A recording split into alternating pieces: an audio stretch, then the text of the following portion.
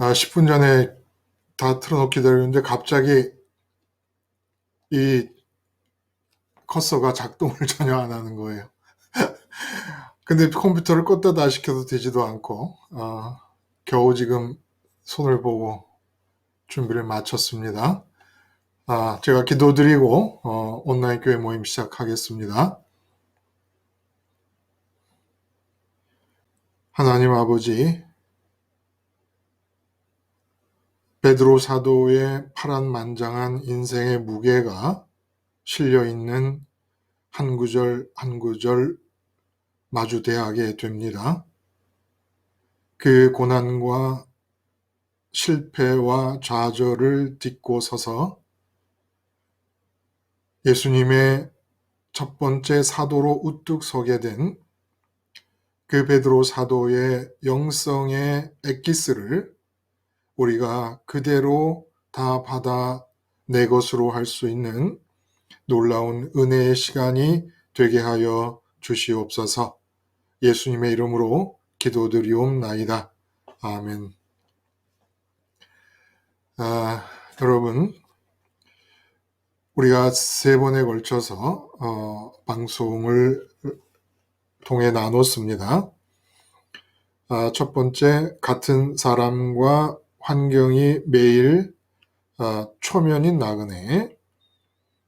같은 사람을 보고 같은 환경을 대하는데 초면인 것처럼 대하는 나그네. 이것은 나그네라는 말을 베드로 사도를 통해서 우리가 많이 접하고 그동안 신앙생활 중에 목사님들의 설교 속에서도 많이 들었지만 구체적으로 매일 보는 식구들을 보고 매일 만나는 직장 동료를 만나고 사는데 이런 삶에서 나그네로 산다는 것이 무엇이냐 라는 것을 한번 생각하며 은혜를 나누고자 했던 것이고, 그 다음에 하늘 소망은 패자의 도피 행각인가. 그리스도 연세 과정을 통하여 우리 마음이 하늘로 가는 것이 산 소망을 가지는 일이란 말입니다. 그런데 베드로 사도가 특이하게 마치 이렇게 그리스도 연세 과정을 따라 마음이 하늘로 올라가는 산 소망의 삶을 사는 것이 변호해야 될 일인 것처럼 어떻게 보면 변명이라도 해야 되는 듯이 말씀을 하십니다. 이게 얼마나 대단한 일인 줄 아느냐, 이렇게 얘기를 하셔요. 앞에는 고난이 임할 때 그 고난을 기쁨으로 받으라라고 말씀을 하셔놓고 이런 얘기를 했기에 그런 그 베드로 사도의 의도를 맞추어서 하늘 소망은 패자의 도피 행각인가 라고 하는 제목으로 말씀을 나눴고요. 그 다음에 산소망의 정말 권능이라 그럴까요? 산소망의 능력이라 그럴까요? 그 산소망을 갖고 있을 때 산소망 때문에 파급이 되어지는 결과나 열매들에 대해서 우리가 함께 얘기를 나눴습니다. 이 베드로 전서에서 이제 나그네라든지 소망이라든지 거룩함이라는 얘기가 나올 때 아침에도 말씀을 드렸지만 그 베드로 사도의 공생애 때의 삶이 특별하지 않았습니까? 예수님의 수제자였고 그럼에도 불구하고 공생애 내내 예수님과 한 번도 영적으로 포커스가 맞아져 본 적이 없다는 거예요. 맞아떨어져 본 적이 없다는 겁니다. 참 이 점을 베드로 사도가 염두에 두고 있는 거예요. 그래서 오늘 아침에 말씀을 나눴지만 정말 엄청난 강렬한 이 세상에 대한 소망을 품고 예수님을 따라가다가 정말 뜬금없이 십자가에 대한 예고를 했지만 제자들 중에 그 누구도 그런 십자가 예고가 현실로 자기네들의 일로 주어질 거라고는 생각을 안 했던 것이죠. 근데 이제 십자가에서 진짜 죽는 일이 벌어지니까 예수님이 잡히는 그 상황에서도 몰랐어요. 겟세마네 동산에서 잡히는 그 상황에서도 예수님이 십자가에서 죽는다는 사실을 모르고 있었습니다. 그러다가 십자가 사건 앞에서 그 베드로 사도의 인생이 좌절을 겪습니다. 그리고 부활하고 승천하신 사건, 그러니까 십자가에서 소망이 죽어버리고 그리고 십자가에서 소망이 다시 시작이 됩니다. 참 드라마틱한 인생이에요. 이 베드로 사도의 인생이. 이 드라마틱한 인생의 역정이 이제 고스란히 베드로 전서와 후서에 담겨 있다. 이렇게 볼 수 있겠다는 거예요. 이게 이 무게가 만만치 않습니다. 구절구절 그분의 그 영적인 인생의 이력이 다 담겨 있는 그런 말씀들이기 때문에 무게감이 상당하다고 이렇게 마음에 이렇게 느껴지는 거예요. 자, 이렇게 세 번에 걸쳐서 나눈 방송 말씀 중에 혹시 여러분에게 묵상거리가 되었다든지 기억에 남는 부분이 있으면 한번 얘기를 해보실까요? 네, 목사님 안녕하세요. 예, 예. 네네. 말씀하세요. 저는 이제, 네, 하늘, 들리죠, 예, 목사님? 예. 네, 죄송해요. 예, 들려요, 네, 잘. 아니, 예. 어, 하늘 소망에 대해서 이제, 계속해서 묵상을 하는 가운데, 이번 주 내내 저한테 들어온 그 마음은 무엇이었냐면요.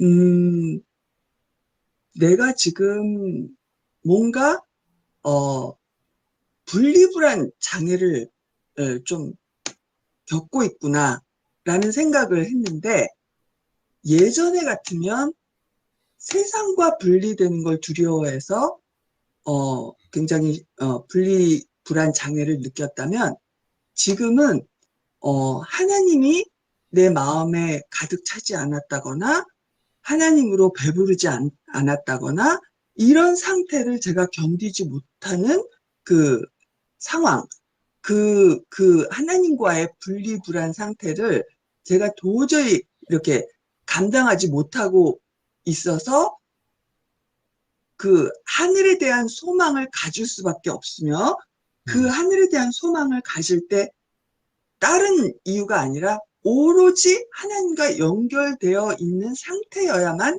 내가 굉장히 편안한 상태가 되고 평강이 유지되며 그 가운데에서 그 모든 그 일과 대상과 그 문제와 그 대상들을 상대하고 있다라는 생각을 많이 했어요. 그러니까 결국 저의 마음이 하늘 소망으로 가 있을 때 음, 어, 오감으로 들어오는 어떤 대상에 대한 그런 어떤, 그런 이 대처도, 영적인 대처도, 제가 하늘 소망을 가진 상태에서 대처를 할 때는 이 상황이 180도 좀 달라지는, 그러니까 굉장히 두려움과 이런 상태에서 대화를 나누다가도 제가 갖고 있는 그 유일한 하나님의 연결 상태인 하늘 소망을 가지고 있으면 정말 저도 모르게 그 제 마음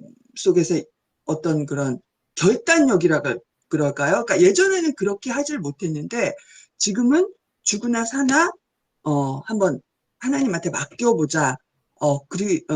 그러려면 먼저 십자가에 죽어야 한다라는 그 과정을 과감하게 이렇게 형제와 나눌 때 그 기쁘게 형제와 그 나눌 수 있는 상황이 되고 그 상황은 어둡고 침침했던 그 상황은 180도 이렇게 반전이 되는 걸 많이 느꼈던 음, 시간이었던 것 음, 같아요.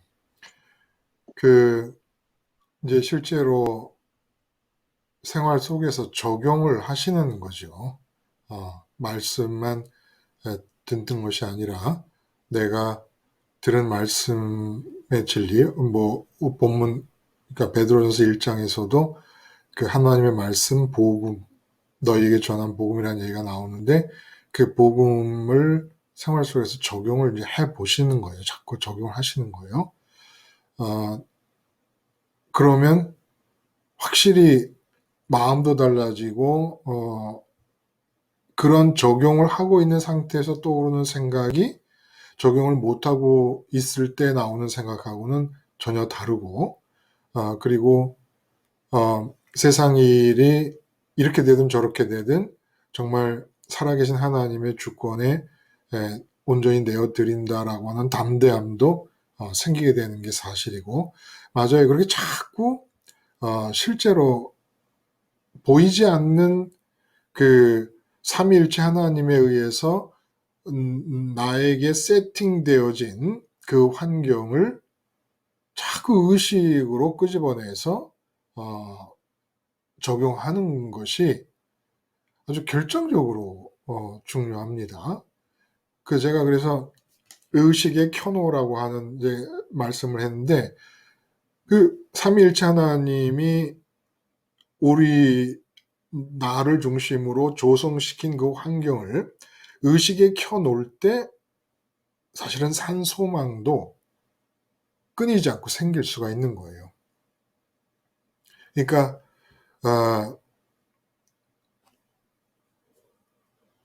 제발 실제 하나님 살아계심을 삶 속에서 인정하고 예수님 십자가에서 내가 죽었음을 인정하면서 실제로 꼭 이 그리스도 연세 과정과 하나님과 성령님과 이 삼위일체 조건을, 삼위일체로 만들어진 조건을 꼭 적용을 해야만 됩니다, 여러분. 제가 아침에도 말씀드렸지만 어젯밤에 이 기도가 너무 이렇게 쪼여서 뻐근한 아픔과 함께 숨을 못 쉬어 잠을 한숨도 못 잤다고 그랬는데, 그러는 와중에 하나님이 보고 계시고 알고 계신다라고 하는 사실을 그냥 내 의식이 놓지 않으려고 십자가 붙잡고 무진 애를 썼는데, 이렇게 실제로 적용을 하지 않으면 진짜 아무 효과가 없습니다. 그러니까 십자가 복음이 우러나지를 않아요. 내게서 우러나지를 않아요. 그러니까 지금 그 하늘 소망, 세상과의 분리, 이런 얘기들이 실제로 적용을 해보면 그렇게 내게 담대함과 다른 생각과 다른 사람과의 만남을 허용하더라라고 하는 경험을 얘기해 주신 거예요. 맞죠? 자, 여기서 이제 그러한 그 소망을 품은 자가 결국 나그네가 되는 거예요. 흩어진 나그네. 근데 이제 좀, 이 점이 좀 특이한 것은 그 예수님을 믿는 사람들을 부르는 호칭이 다양해요. 어떤 게 있을까요? 예를 들면 성도, 그리고 교인, 교회, 뭐 같이 얘기할 수 있을 거예요. 교회, 성도, 그리고 교회, 교인, 그리고 형제, 형제, 또 뭐 하나님의 자녀, 뭐 그리스도인, 이런 많은 호칭이 있는데, 그 성도요, 교인이요, 형제요, 하나님의 자녀요, 그리스도인인 사람들을 흩어진 나그네라고 이름을 한다는 것이 참 특이하다는 거예요. 여러분, 이런 호칭들의 의미를 다 이렇게 그 의미를 분별하십니까? 예를 들어 성도다 그러면 거룩한 물이란 뜻 아닙니까? 거룩하신 하나님을 믿는 자들이라서 성도라고 그래요. 성도. 그럼 교인, 교회라고 하는 말은 세상에 다 섞여서 같이 살고 있는 중에 불러냈다라는 뜻이에요. 그 에클레시아라는 말이 밖으로 불러냈다. 세상에 섞여 살고 있는 사람들 중에 밖으로 불러낸 자들 전체가 이제 교회라고 하는 뜻이에요. 형제라고 하는 것은 예수 그리스도 안에서 하나님을 아버지로 관계하게 된 모든 사람들이 형제예요. 그러니까 여러분들과 제가 다 형제지요. 예수 그리스도 안에서 하나님을 아버지로 관계하니까. 그럼 하나님의 자녀라는 것은 예수 그리스도 안에서 하나님이 보실 때 당신의 자녀인 자들을 가리키는 말씀이고, 그리스도인이라는 건 뭡니까? 그리스도는 십자가에 못 박힌 그리스도예요. 그리스도는 공생애 때의 그리스도를 우리는 관계할 수가 없어요. 우리가 관계할 수 있는 그리스도는 십자가에 못 박힌 그리스도예요. 고린도전서 1장에서 사도 바울이 말씀하신 대로. 그래서 십자가에 못 박힌 그리스도와 관계해서 그리스도인이라는 것은 십자가에서 그리스도와 함께 연합한 사람을 말합니다. 함께 죽은 자를 말하는 거예요. 세상에 대해서 죽은 자. 그러면 이런 의미를 생각할 때 흩어진 나그네라는 건 뭐냐 이런 거예요. 흩어진 나그네. 흩어진 나그네는 눈에 보이는 그 사람을 굉장히 그 초점을 강하게 맞추고 얘기하는 거예요. 분명히 눈에 보이는 사람인데 그 마음이 이 세상에 없는 사람이라는 뜻이라는 거예요. 나그네라는 말. 내 눈앞에 보여요. 보이는데 그 사람 마음이 하늘에 올라가 버린 사람이에요. 딴 곳에 가 있는 사람이에요. 그래서 나그네는 지금 내가 있는 이곳에서 마음의 정착지를 못 찾고 있는 사람인 겁니다. 마음의 정박지를 못 찾고 있는 사람이에요. 한번 여러분 우리 스스로에게 한번 물어봐요. 어? 내가 마음을 정말 누구에게도 이 세상에 있는 존재에게는 못 붙이고 정박하고 이 닻을 내리지 못하고 있는가? 아니면 아내라든지 남편이라든지 자식이라든지 사업이라든지 내 일이라든지 무엇에 마음이 머물러 있는가? 그럼 나그네가 아닌 거죠. 지금 그 베드로 사도가 말씀하시는 그런 의미에서 나그네가 아니라는 거예요. 그게 지구 본토인이 되면 안 돼요. 지구에서도 나그네가 있지 않습니까? 이 지구 위에서도 나그네가 있는데 지구 자체에서 우리는 본토인이 되면 안 돼요. 지구 어디에서도. 흩어진 나그네라고 하는 의미가 바로 거기 있고, 그 흩어진 나그네가 아무나 되는 게 아니라는 얘기입니다. 그래서 2절에 나오는 말씀이 하나님의 미리 아심과 성령의 거룩하게 하심과 순종함, 그리고 예수님의 핏부림을 받게 하려고 택하신 자들, 이들이 나그네가 된다는 거예요. 그러니까 이 세상이 아니면 어디 마음 둘 데가 있어야 세상에 대해서 나그네가 될 거 아니겠습니까? 근데 그 세상이 아닌 다른 세상 바깥에 마음 둘 곳이 어떻게 만들어졌느냐 하면은 삼위일체 하나님에 의해서 만들어졌다는 것입니다. 하나님의 미리 아심이라는 건 말씀드린 대로 우리가 태어나기도 전에 하나님이 여러분들을 계획하시는 가운데 여러분들 한 사람 한 사람과 아들과 아버지의 관계를 맺겠다고 예정을 하시고 계획을 하십니다. 그러니까 우리는 미리 안다는 건 우리는 모르고 있는데 하나님이 아신다는 거예요. 나를. 태어나기도 전에 미리 아신 거죠.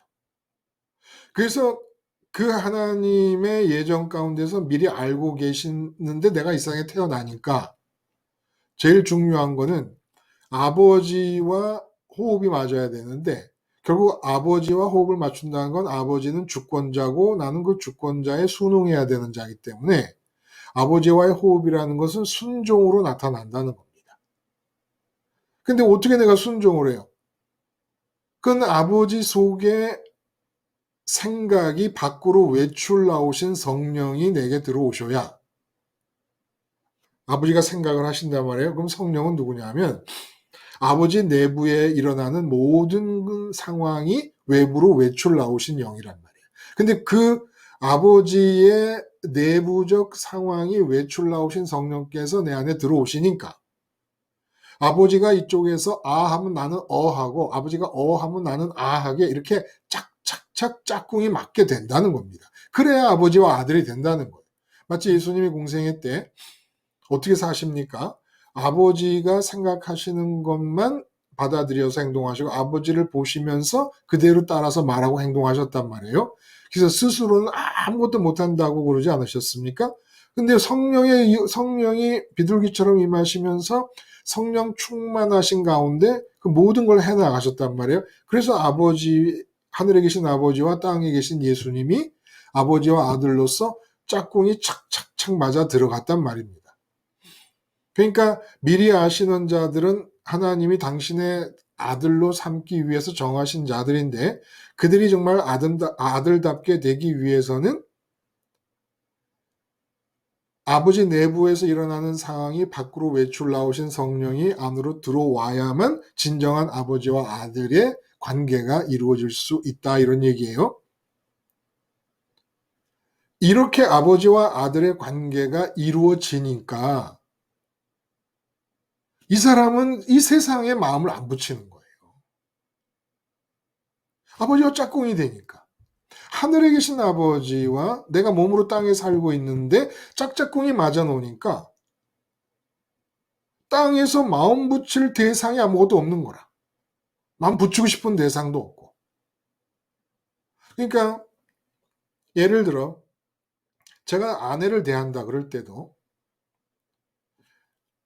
아내 앞에서 남편이라는 신분이 먼저입니까? 하나님 앞에서 아들이라는 신분이 먼저입니까?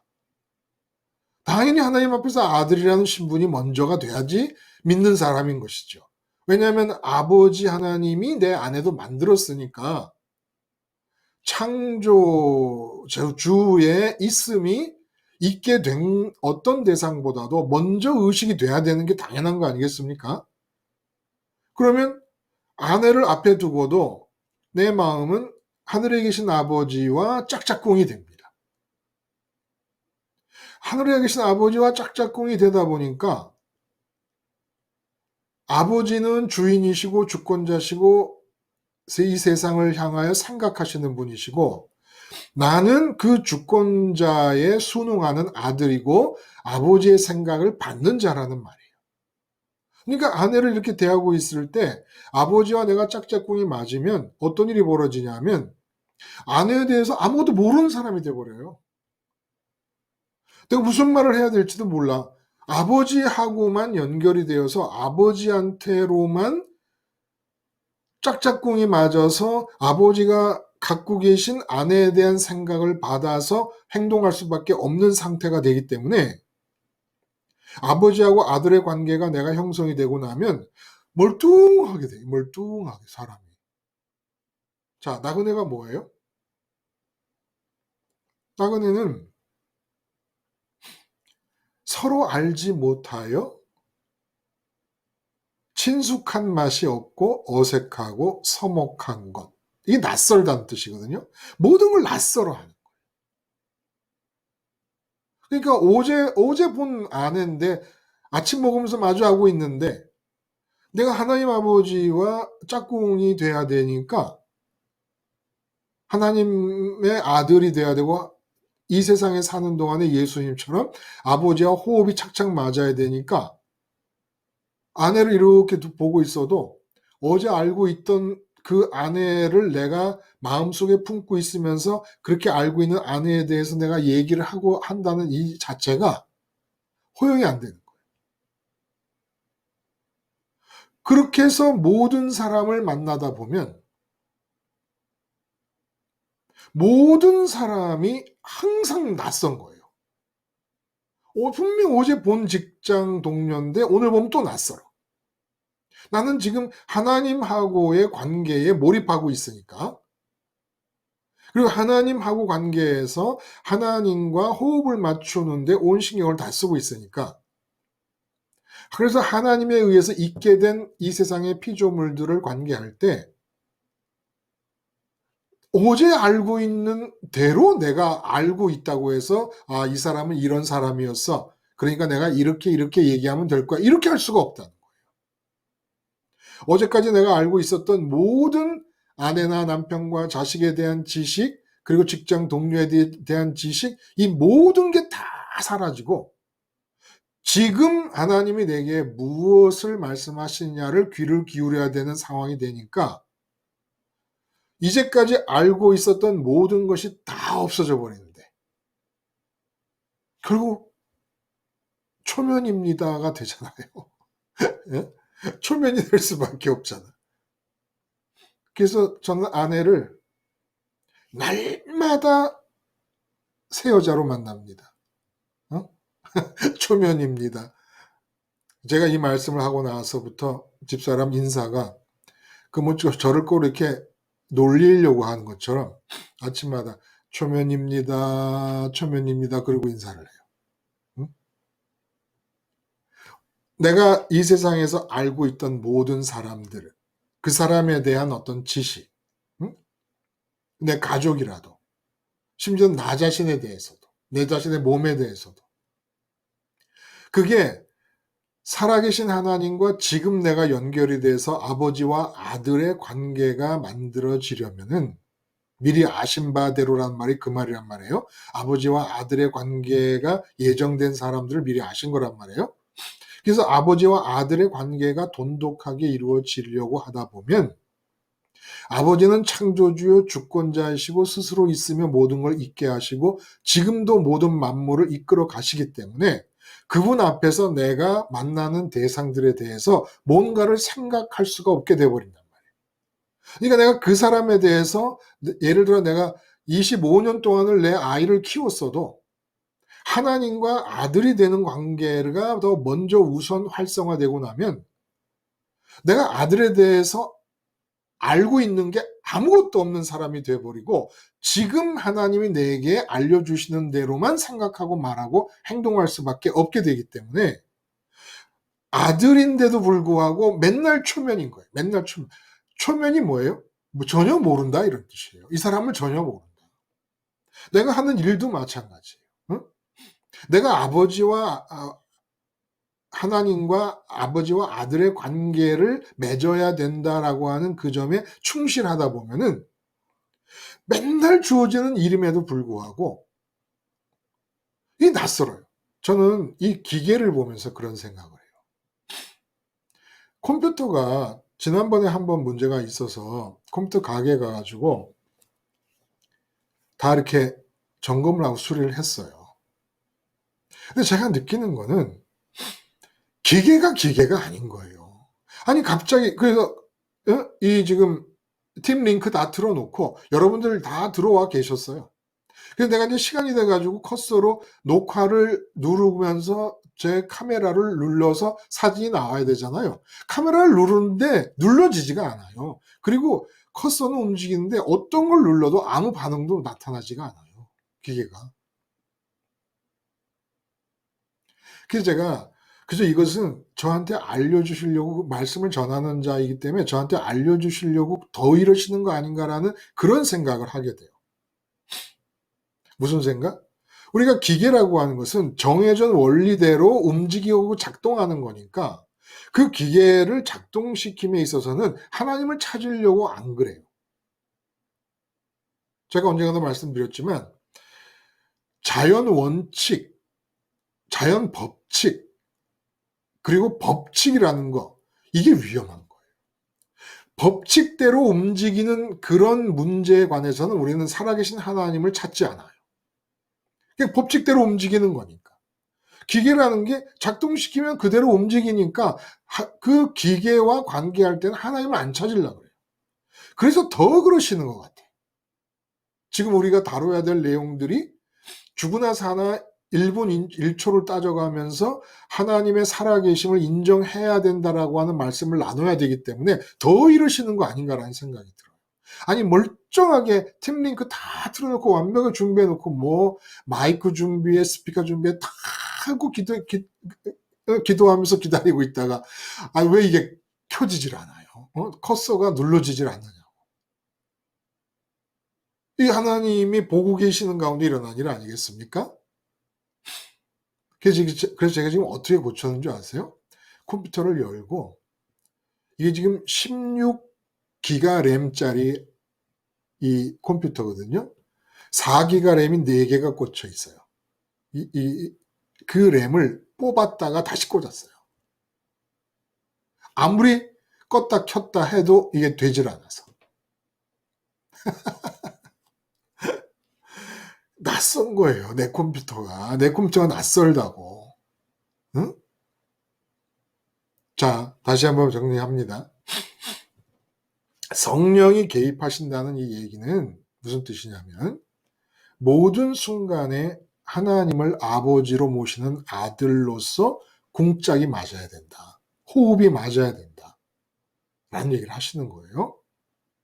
그래서 그 호흡 맞추기를 몰입하여 내가 아내를 대할 때도 아버지의 아들로서 대해야 되는 거 아니에요. 아내도 아버지의 아들로서 나를 대해야 돼. 영이니까, 영이신 하나님의 아들은 영이니까 여자의 몸을 갖고 있어도 아버지의 아들인 거예요. 응? 예수님이 남자로 태어나셨지만은 그 영이 독생자 아들이라 그러신 것처럼 우리가 예수님과 연합함으로써 독생자의 자리에 있으니까 아들이잖아요. 그렇죠? 그러니까 아내도 나를 보면 하나님의 아들로서 대해요. 내가 직장 동료를 대해도 하나님의 아들로서 대. 그러니까 하나님이 미리 아시는 자로서라고는 이 말씀 속에 들어있듯이 내가 하나님의 아들로서 대하다 보면 그 내 아버지는 주권자시고 내가 만나는 사람의 생명을 지금도 지탱하고 계시는 주인이세요. 그러므로 그 사람에게 무슨 말을 해야 될지를 아버지만 아세요. 그러니까 나는 그 사람을 이 세상 그 사람 모든 사람과 상황을 만날 때마다 처음 보는 사람인 것처럼 낯설기만 한 거예요. 몰라. 지금 아버지하고만 익숙한 거야. 아버지하고만 낯설지 않은 거예요. 이런 의미를 담고 나그네라는 말을 하시는 겁니다. 나그네라는 말이 이게 엄청나지 않습니까? 응? 흩어진 나그네라고 하는 이 나그네라는 말은 이 세상에서 내가 어저께까지 알고 있었던 모든 사람과 모든 사물과 모든 환경과 모든 지식에 대해서 그걸 싹 긁어내버리고 제로 상태가 된 상태에서 지금 만나는 사람, 사물, 환경에 대해서 아버지와 아들의 관계를 이룸으로써 예수님이 그랬던 것처럼 그 대상에 대해 반응하며 행동하며 살게끔 되어야 되기 때문에 이게 나그네라는 거예요. 이런 일이 어떻게 일어납니까? 그래서 핏부림을 위하여 택함을 받았다. 예수 그리스도의 핏부림을 위하여. 예수 그리스도의 피가 나오면 죽음을 의미하는 거예요. 죽음. 예수님의 피가 밖으로 새 나온 게 피니까. 예수님의 피가 밖으로 새 나왔다는 게 죽음을 말하는 거니까. 그래서 예수님의 핏부림을 위해 택함을 받았다는 건 예수님과 십자가에서 연합한다라는 뜻인 거예요. 예수님과 십자가에서 연합을 함으로써 예수님이 부활 승천하며 내 마음을 끌고 올라가 독생자의 자리까지 가시니까 그 자리에서 내가 하나님과 내가 아버지의 관계를 이룬단 말이에요. 아버지의 관계를 이루다 보니까 나타난 일이 뭐예요? 내 마음은 하나님만을 직면하니까 몸으로 누구를 만나더라도 마음이 하나님을 찾는데 급선무인 거예요. 예수님과 함께 이 세상에 만나고 있는 사람에 대해서 상황에 대해서 죽어서 아버지께 가서 아버지를 직면하여 아버지를 마주보며 속으로 아버지 제 안에서 거룩히 여김을 받으시고 제가 만나는 사람에 대해서 아버지의 주권이 막히지 않으므로 나라가 임하게 해주시옵시며 제가 아버지의 뜻을 받아서 그 뜻대로만 움직이고 말하고 하게 해주세요. 이 기도, 이 주기도문의 앞에 부분에 나온 이 기도가 항상 쉬지 않고 되어지는 기도라야 되는 거예요. 그렇게 아버지와의 관계를 우선하다 보면 마음이 늘 예수님과 연합한 상태에서 하늘로 올라가 아버지께 정박하고 있으니까 마음이 딴 데가 있는 사람이라. 그래서 흩어진 나그네라 그런 거예요. 흩어졌다는 건 뭐 사방, 우리도 지금 흩어져 있잖아요. 각 곳에 흩어져 있지 않습니까? 보자. 여기. 뭐 여기 처음에 나오신 기옥장님은 저기 서울 어디, 그리고 김다음 뚱바 뭐 이분들은 또 저기 수원에, 그리고 우리 김상님 장로님은 저기 경상북도 창원에, 또 쉼님은 뭐 이게 어디야 거기가 경상도 거기가 어디죠? 여기 이름이 생각이 안 나네. 그렇게 흩어져 있잖아요. 흩어져 있는데 각자 하늘에 계신 아버지와 아들의 관계를 최우선시하다 보니까 몰라. 아무것도 몰라. 낯설어. 다 낯설어. 전부 초면입니다. 초면입니다. 하면서 그 사람들을 대할 수밖에 없게 된다는 것이죠. 그래서 이 나그네됨의 필수 조건이 삼위일체 하나님과의 연합인 거예요. 응? 그렇지 않습니까? 삼위일체 하나님과의 연합이면 딱 떠올라야 돼요, 여러분. 나는 누구냐? 삼위일체 하나님과 연합한 상태에서 나는 누구냐? 십자가에서 예수님과 함께 세상에 대해 죽은 자다. 그래서 예수님과 함께 부활승천하여 보좌 우편에 있는 자다. 이게 나예요. 나. 그럼 나는 뭐 하는 사람이냐? 하나님을 직면하니까 하나님을 유일한 당신으로, 유일한 2인칭이야. 내 마음이 관계해야 될 유일한 2인칭이 하나님 한 분뿐이라야 되는 거야. 하나님 한 분. 뭐 친구도 당신이고 남편도 당신이고 아내도 당신이고 자식도 당신이고 부모님도 당신이고 직장 동료 당신, 이러면 안 돼요. 나그네, 흩어진 나그네라고 하는 말 속에는 내게 나와 너 이렇게 2인칭의 관계의 유일한 대상은 하나님 한 분뿐이라는 거예요. 그리고 나라는 1인칭은 언제나 예수님과 함께 죽은 자지, 나는 남편이나 아내나 뭐 부모나 자녀나 나는 선생이다 목사다 이거 안 된다는 거예요. 그러면 나그네가 아니에요. 예를 들어 내가 아빠다 그러면 뭐 아빠가 무슨 나그네야? 이 세상에 있는 아들아이는 뭐 믿음도 없는데, 이 세상에 있는 내 딸아이는 나처럼 뭐 십자가 생활화도 안 하는데 그 아이의 아빠라는데 무슨 내가 나그네야? 나그네 아니잖아. 나그네라는 말에는 이 세상에서 떠돌이라는 의미가 들어있는데, 아니 정착돼 있잖아요. 내 아들과 딸에. 내가 아빠라 그러면, 내가 남편이라 그러면 정착돼 있잖아, 아내에게. 그래서 저는 결혼 안 하고 혼자 사시는 분들이 꽤 계시거든요. 참 하나님 은혜라고 생각해요.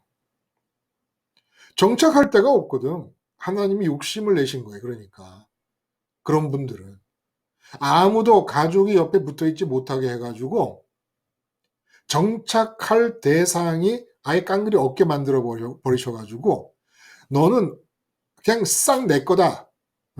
뭐 우리도 싹 내 거이지만, 하나님은 싹 내 거이지만 그분들은 더 하신 것 같아. 하나님이 더 많이 욕구를 하시는 것 같다는 생각이 들어요. 그런 면에서는 은혜가 더 큰 거죠. 그러니까 나는 1인칭에서 나그네 될 수 있기 위해서는 내가 무슨 직장에서 뭐 어디에 뭐 과장이다, 뭐 어디에 부장이다, 이거 다 다 나그네가 아닌 거예요. 다 아니면 그게 뭐 나그네야. 어느 회사의 직장인이라며, 어느 회사의 부장이고 과장이라며. 근데 무슨 그게 나그네입니까? 나그네 아니죠. 난 누구냐? 세상에 대해서 예수님과 함께 십자가에서 죽은 자다. 그러니까 세상에 살아있는데 세상에서 죽었다 그러니까 나그네가 되는 거죠. 그리고 나그네는 어떤 마음을 붙여야 되는데 세상에는 마음을 안 붙였다라는 게 예수님과 함께 죽었다는 의미란 말이에요. 1인칭에서 세상에 대해서 마음을 안 붙이게 돼. 근데 나그네는 딴 데 마음을 붙이고 있는 사람이잖아요. 어디다 마음을 붙이나 봤더니 하나님 아버지를 유일한 2인칭으로 관계하면서 하나님에게 마음을 붙였어요. 나는 누구냐 물어보면 예수님과 함께 십자가에서 죽은 자고 하나님의 아들이다. 2인칭으로 유일한 2인칭인 하나님의 아들이다. 그러므로 나는 이 땅에서 아버지의 그 주권자 되심을 받들어야 되고 아버지가 이 세상의 역사를 이끌어 가심을 도와드려야 된다. 예수님이 그렇게 사신 것처럼. 그러니까 아버지의 주권과 이 땅을 향한 생각이 조금도 망가지지 않도록 적어도 나와 관계돼서 또 나와 관계하는 다른 사람들에 대해서 갖고 계신 하나님의 생각만큼은 아버지의 생각만큼 망가지지 말고 해방되지 말아야 된다는 생각으로 사는 자란 말이에요. 그런 생각으로 살다 보면은 이제 성령님이 오셔서 내 몸과 내 지성, 감성, 의지의 작용을 장갑으로 끼시고 움직여 가신다는 겁니다. 이게 나그네라는 말 속에 담겨 있는 의미예요. 안녕하십니까? 누구세요? 이러면 뭐라 그럴 거예요? 내 속에서는 제일 먼저 나는 십자가에서 죽은 자다. 하늘에서 아버지를 직면하는 아버지의 아들이다. 나는 이 땅에서는 성령님의 장갑이다. 이렇게 나에 대한 생각이 나와야 된다. 이게 나그네라는 거예요. 그래야 땅에 정박하지 않고 있는 상태가 되지 않겠습니까? 우리가 나그네라는 말, 앞에서도 말씀을 이제 드렸지만, 나그네라는 말은 많이 들었지만, 정말 삶의 현장에서 나그네를 왜 나그네라고 하느냐, 라고 하는 것에 대해서 우리가 몰랐단 말이에요, 잘. 나그네는 이 세상에 마음이 정박하지 않는 자예요. 마음이 정박하지 않는다는 얘기를 풀어보면 지금까지 한 그런 얘기가 된다는 거예요. 그러니까 지금 늘 알고 있던 가족들이 내가 누구야? 이 가족들 중에 한 사람이 아니지. 십자가에서 세상에 대해 죽은 자지. 내가 누구야? 나에게 유일한 상대자는 하나님이시지. 하나님의 내가 아들이지. 내가 누구야? 이 땅에서 아버지의 뜻을 위해 성령의 장갑이 돼야 되지. 나는 뻥한 거예요. 이 세상에 대해서. 뻥하다는 게 뭐예요? 멍하고 아무것도 모른다는 거예요. 낯설어, 다 낯설어. 뭐라고 말해야 되지? 어떻게 행동해야 되지? 지금 이 사람은 누구지? 난 아무것도 몰라요. 그리고 이게 다행인 것은 어저께까지 알고 있는 아내나 남편이나 자식이나 부모를 내 마음속에 이렇게 이미지를 만들어 갖고 있잖아요. 응? 근데 그게 다 틀리다니까. 실제로. 여기 참석하신 분 중에 나는 내 아내나 내 남편이나 내 자식을 확실하게 압니다. 라는 사람 한번 손 들어봐요. 없어요. 내가 알고 있는 내 아내, 내가 알고 있는 내 남편, 내가 알고 있는 내 자식은 나의 바깥에 객관적으로 존재하는 실제와 하나도 맞아떨어지지 않아요. 그러니까 오해가 생기고, 그러니까 실제로 단 한 번도 사는 동안에 제가 정직이라고 하는 그 책에서도 그런 내용을 썼잖아요. 사는 동안에 한 번도 실제 아내, 실제 남편, 있는 그대로의 남편과 아내를 만나본 적이 없는 거예요. 사실은 나그네로 살아야 매 순간 실제 아내 남편을 만날 수 있는 것은 그 아내 남편 자식 모든 사람 다 이웃까지 포함해서 하나님이 만들어 놓으셨으니까 하나님이 시키시는 대로 하면은 그 사람에게 적중한단 말이에요. 근데 내가 어제까지 알고 있다 그래서 그 알고 있는 그 이미지를 내 마음속에 품고 있으면서 내가 관계하면 나는 실제 그 사람을 관계하는 게 아니라 내 속에 품고 있는 그 이미지를 관계하고 있기 때문에 내가 아내를 관계한다 그러면 내 속에 있는 아내라는 이미지를 관계하고 있는 것이지 객관적으로 실제 하는 아내를 관계하는 게 아니란 말이에요. 그러니까 다 틀린다. 다 틀려 먹을 수밖에 없어요. 그 나그네가 되어야 진짜 아내를 그 아내의 본연의 모습으로 만나고 남편을 본연의 남편으로 만나고 자식도 마찬가지고 이웃도 마찬가지라는 겁니다. 나그네가 되어야. 하나님하고 아버지와의 관계를 이루느라고 예수님에 안에서 다 죽고 오직 아버지의 생각이 내려와서 표현되어야만 진짜 아내, 진짜 남편에게 해당되는 얘기들을 하게 된다는 거예요.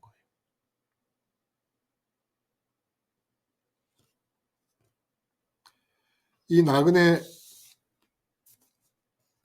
하나 갖고도 논문을 쓰겠어요, 이러다가.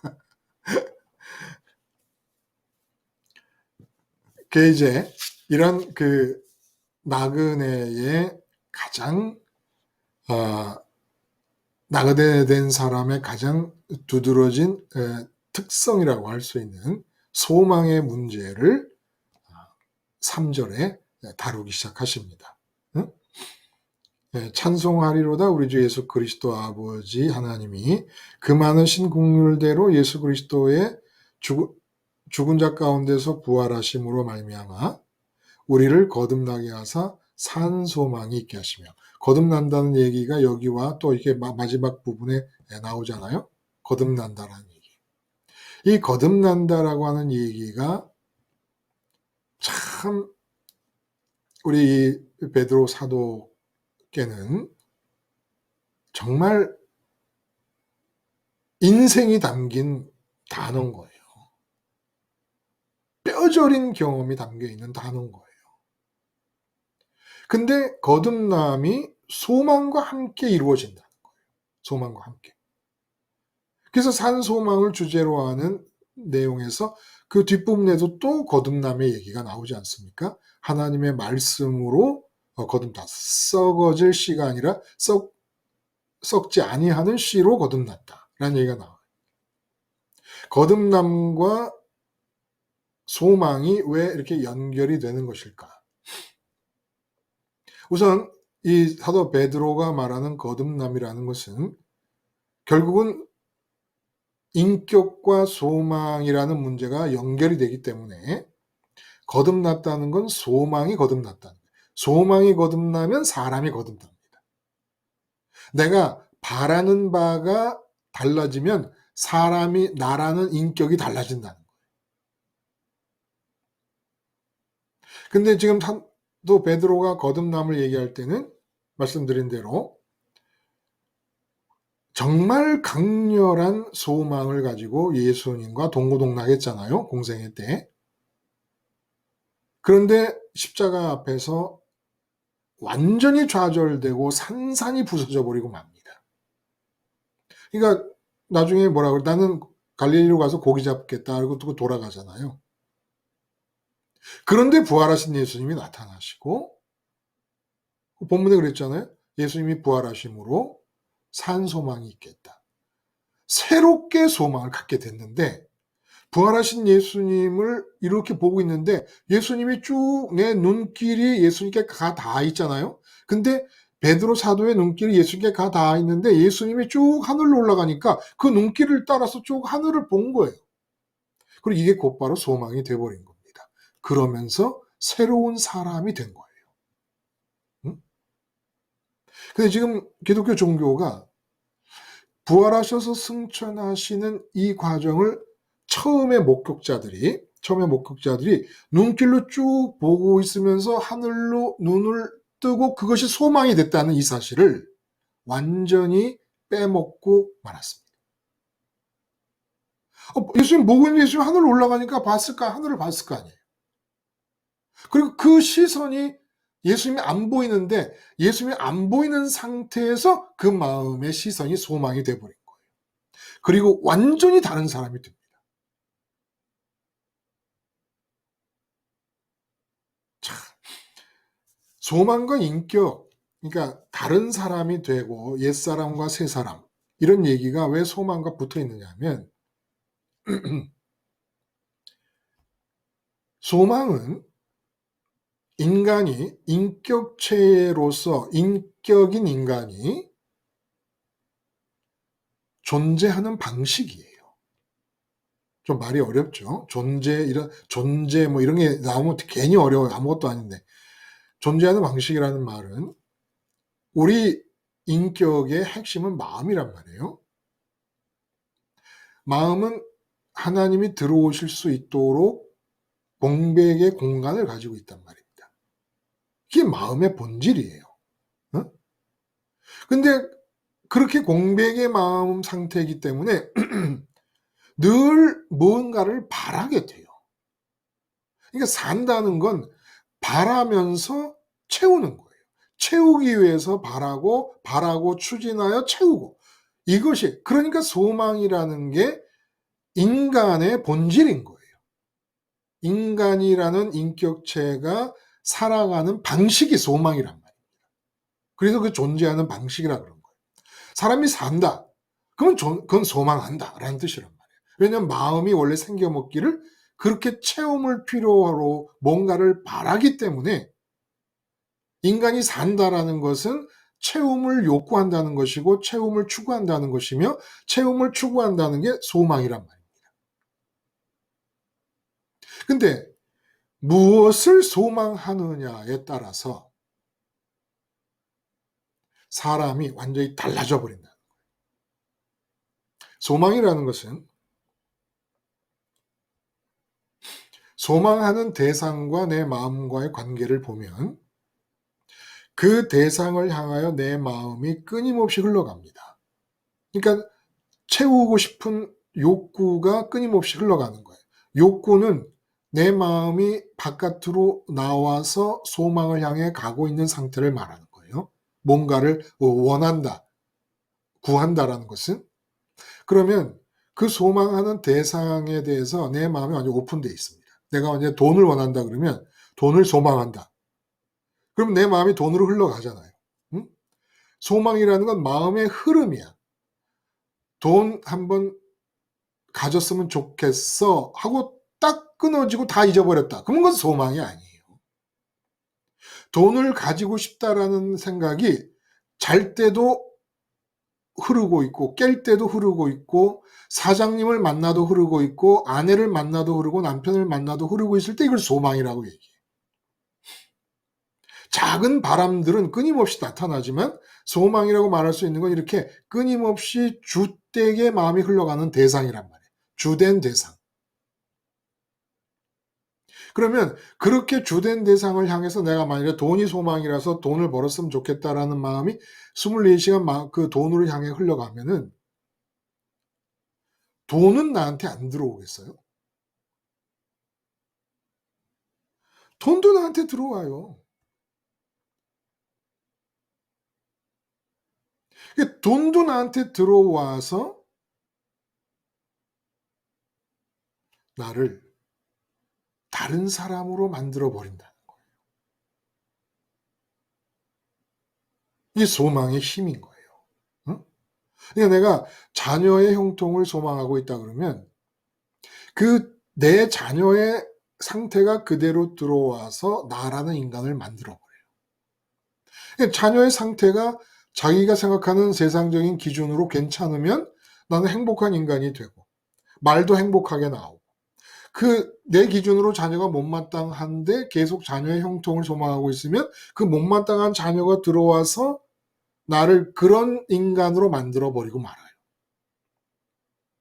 그래서 소망과 거듭남이 같이 가는 거예요. 왜냐하면 소망이라는 것은 인간이 존재하는 방식이기 때문에 무엇을 소망하느냐에 따라서 완전히 다른 인간이 되어버린다. 그런데 사도 베드로의 경험을 그대로 옮겨놓은 말씀이라고 봐도 좋을 이 내용은 십자가에서 좌절하고 세상 것을 소망하다가 이게 죽은 소망이란 말이야. 죽은 소망인지도 몰랐어요. 근데 죽은 소망이 십자가에서 죽어버린 거예요. 그리고 예수님이 부활 승천하시자 내 마음이 그 길을 따라 흘러가는데 마음은 뭐라고요? 비어있으니까 욕구하는 마음이 그 길을 따라 흘러가니까 자연히 하늘에 있는 어떤 대상을 소망하게 돼버렸단 말이에요. 예수님을 따라가다 보니까. 예수님이 눈으로 보고 있는데 부활하셔서 눈으로 보고 있는데 그 예수님이 하늘로 올라가니까 그대로 하늘로 지켜보다가 그 눈길이 그 마음의 시선이 그대로 소망이 돼버렸다는 거예요. 이걸 산소망이라는 겁니다. 그래서 산소망이란 결국은 죽고 부활하시고 승천하시고 우편에 이르시는, 그래서 이 승천하고 우편에 이르시는 이 내용을 영광에 이르렀다 라는 말씀으로 바꿔서 말씀을 하시잖아요. 그 5절에 그렇게 나와 있습니까? 11절. 그 받으실 고난과 후에 받으실 영광이라는 게 이제 승천과 우편을 뜻한단 말이에요. 그래서 이 그리스도 연세 과정이 우리의 마음의 흐름을 유지하는 통로며 소망의 길이 되는 거예요. 근데 이 소망만으로도 소망하는 대상을 가져야 의미가 있지만, 그러나 이 베드로 사도의 경험으로는 소망만으로도 어마어마한 일들이 벌어진다 이런 얘기입니다. 근데 이거 오비일학이라고, 응? 신발끈 매자 배 떨어진다? 뭐 그런 식으로 하늘로 예수님의 십자가, 부활, 승천, 우편까지라는 과정을 통하여 마음이 흘러가는 소망의 문제를 얘기하고 소망으로 살아야 된다는 걸 말하고 있는데, 정말 신발끈 매자 배 떨어진다는 식으로 고난이 덮쳐버린 거예요. 고난이 덮치니까 사람들의 생각이나 겉으로 보기에나 어떤 느낌이 가능하냐 하면, 믿지 않는 사람들이 믿는 사람들을 볼 때 이 당시에 64년 전후로 베드로전서가 쓰여졌으니까 그때 믿는 사람들을 보면 맨날 하늘 얘기만 하고 있어. 근데 이 땅에서의 삶을 보니까 박해를 받고 이래가지고 땅에서 삶이 형편이 없어요. 알았다. 당신이 이제 보니까 이 땅에서 사는 게 별 볼 일 없으니까 그렇게 자꾸 하늘 했구만. 내 이제 이해가 가. 그럴 만도 하지. 그 예수 믿는다고 그렇게 박해를 받고 재구실 못하고 그거 다 있는 거 다 뺏기고 그러고 살래니 그 예수 안 믿으면 되지 이 사람아. 뭐 구태여 그렇게 찌들은 이 세상의 삶을 정당화하고 자기 변명을 해가면서 하늘을 찾고 난리냐.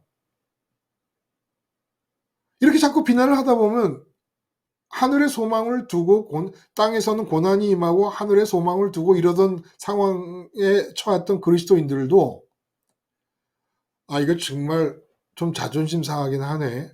내가 이 로마 제국이라고 하는 이 판도 내에서 이렇게 별 볼 일 없이 적응 못하고 부적격자로 낙인 찍힌 상태에서 네로의 박해가 일어나면서부터 이 그리스도인이라는 게 뭐예요? 박해가 뭡니까? 우리와 같이 살 자격이 없는 자들이다 이런 뜻이잖아요. 응? 너는 우리의 삶의 공간에 들어와서 함께 같이 살 수 있는 자격이 없는 자들이다, 이런 뜻이란 말이에요. 여기서 말하는 고난이라는 건 뭐 가뭄이 와서 고난이 아니라 사회적인 고난이기 때문에 사회가 나를 밀어내는 고난이란 말이에요.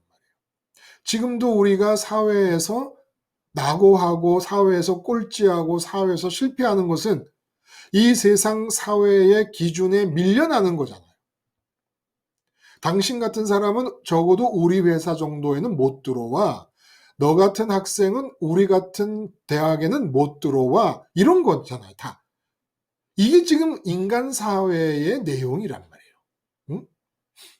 끊임없이 우수한 집단과 사회가 그렇지 않은 사람들을 밀어내고 밀린 사람들은 그 집단과 사회를 선망하고 부러워하고, 그러다가 못 먹는 호박 찔러나 본다고 채택한 것이 하늘로 가겠다라는 거 아니냐라고 볼 수 있다는 거예요.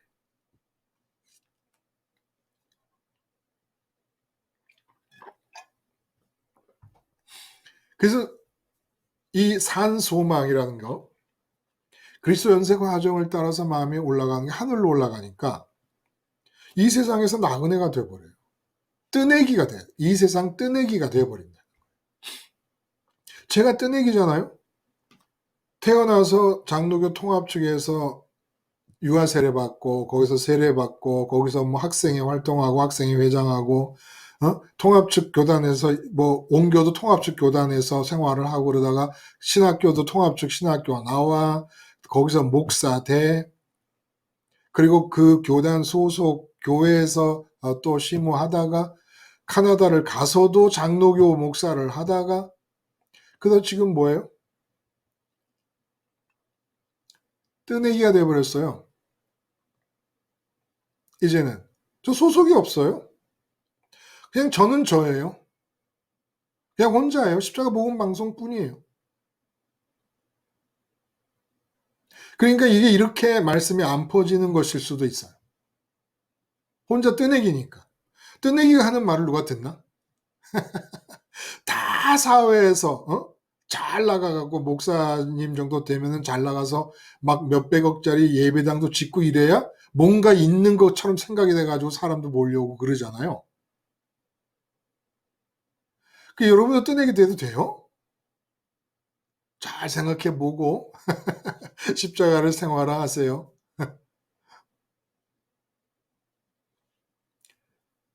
그런데 그렇게 밀려나고 흩어진 나그네라고 이름하기에 마땅한 내적 내용을 갖추고 하늘로만 날마다 가서 정말 이 세상에서 만나는 사람들 초면입니다 하면서 뜨내기 같은 상태에서 삶을 산다는 이것이 구약 선지자들이 꿈에 그리던 내용들이다라는 거예요. 꿈에 그리던 일들이다. 이런 일이 일어나기를 바랬는데 결국은 우리들을 위해서 예언만 했지, 십자가에서 죽음과 부활이 일어날 거라는 예언만 했지 자기들은 그 맛을 못 보고 말았다. 그리고 천사들이 살펴본다. 천사들이 살펴본다는 게 무슨 말이에요? 이 그리스도 연세 과정을 우리가 따라가는 이 상황을 천사들이 살펴본다. 천사들이 살펴본다는 것은 천사들이 관심이 쏠린다는 거예요. 천사들이 관심이 쏠려. 근데 한번 생각해 보세요. 재벌이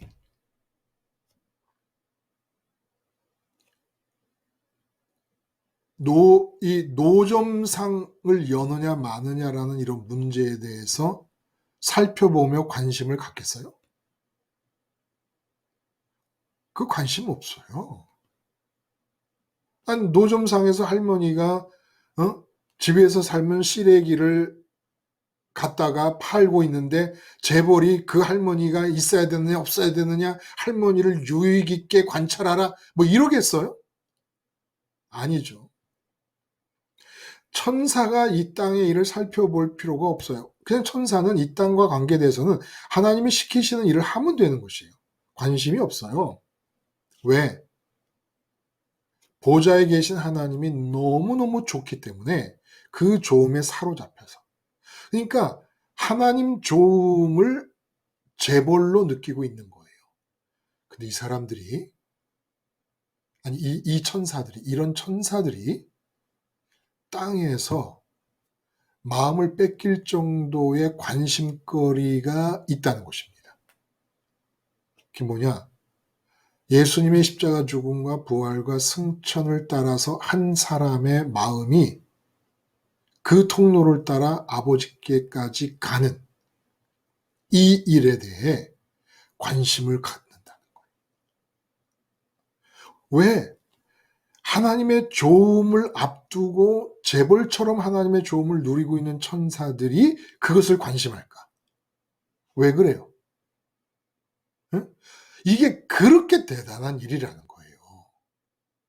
예수님의 십자가와 부활과 승천을 따라 내 마음이 세상을 떠나 하늘로 올라가면서 세상에서 뜨내기 되는 것이 세상 사람들이 볼 때는 밀려나는 것처럼 보이더라도, 별 볼 일 없는 사람이 되는 것처럼 보이더라도 하나님의 좋음을 눈앞에 보고 있는 하나님 좋음의 재벌들이 된 천사들이 이 세상에서 어떤 것에 대해서도 관심을 안 가져.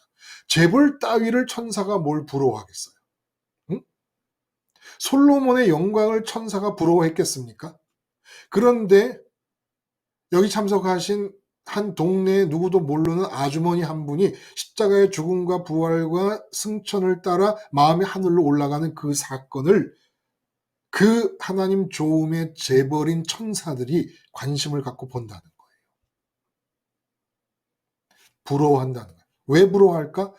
이 예수님의 십자가로부터 우편 보좌 우편까지 가는 마음의 흐름을 이루지 않으면 죽어도 안 되는 게 있어요.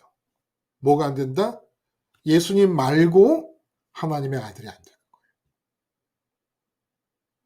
아들이 땅에 내려오셔서, 독생자 아들이 내려오셔서 하늘로 올라가시는 이 과정을 그대로 마음으로 밟아가는 그 사람만이 아들이 되는 거예요. 하나님이. 그러니까 아무리 하나님의 좋음을 보고 있고 누리고 있어도 유업을 잇는 자, 썩지 아니할 유업을 잇는 자라는 말이나 표현이 나오잖아요. 유업이라는 단어는 유업 자체가 좋느냐 나쁘냐라는 문제는 둘째고, 내가 상속자인 아들이 된다라는 거예요. 하나님이. 이걸 천사들이 부러워한다는 겁니다. 이렇게 대단한 일을 위해 내가 예수님과 함께 십자가에서 세상에 대해주고 하늘로 올라가야 되는데 고난이 덮쳤어요. 그러면 이거는 이게 뭐라고 얘기해야 돼요? 순풍에 뒀다는 것이요. 고난이 임하니까 세상에 더욱더 마음 붙일 수가 없게 돼버리니까 하늘로 올라가는 배에 순풍에 돛단 격이 돼버린 것이에요. 그러니까 고난이 오면은 이 세상에서 마음을 떼는 일에 대해서 확 밀어주는 거예요. 신났지. 원래부터 최고의 길인 거예요. 이 세상에 소망에 의해 길이 많아요. 응? 말씀드린 대로 재벌이 되고 싶은, 부자가 되고 싶은 소망의 길이 있잖아요. 건강하게 오래 살고 싶은 소망의 길이 있단 말이에요. 자녀가 형통했으면 좋겠다라는 소망의 길이 있고, 뭐 이런저런 바람과 소망의 길이 다 이 세상에 수십, 수백, 수천 개의 길이 있어요. 그 길 중에 최고 소망의 길이 바로 이 길이란 말이에요. 십자가에서 시작해서 하나님 보좌 우편에 이르는 이 길이 최고의 길이란 말이에요. 최고의 길.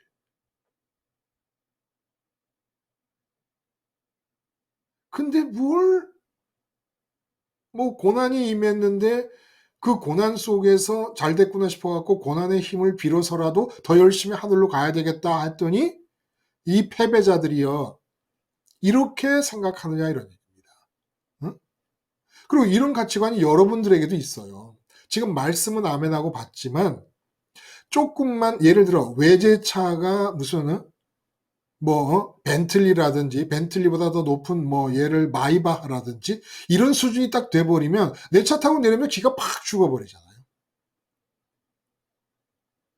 그래서 세상에서 마이바하 서클로부터 밀려난 거예요.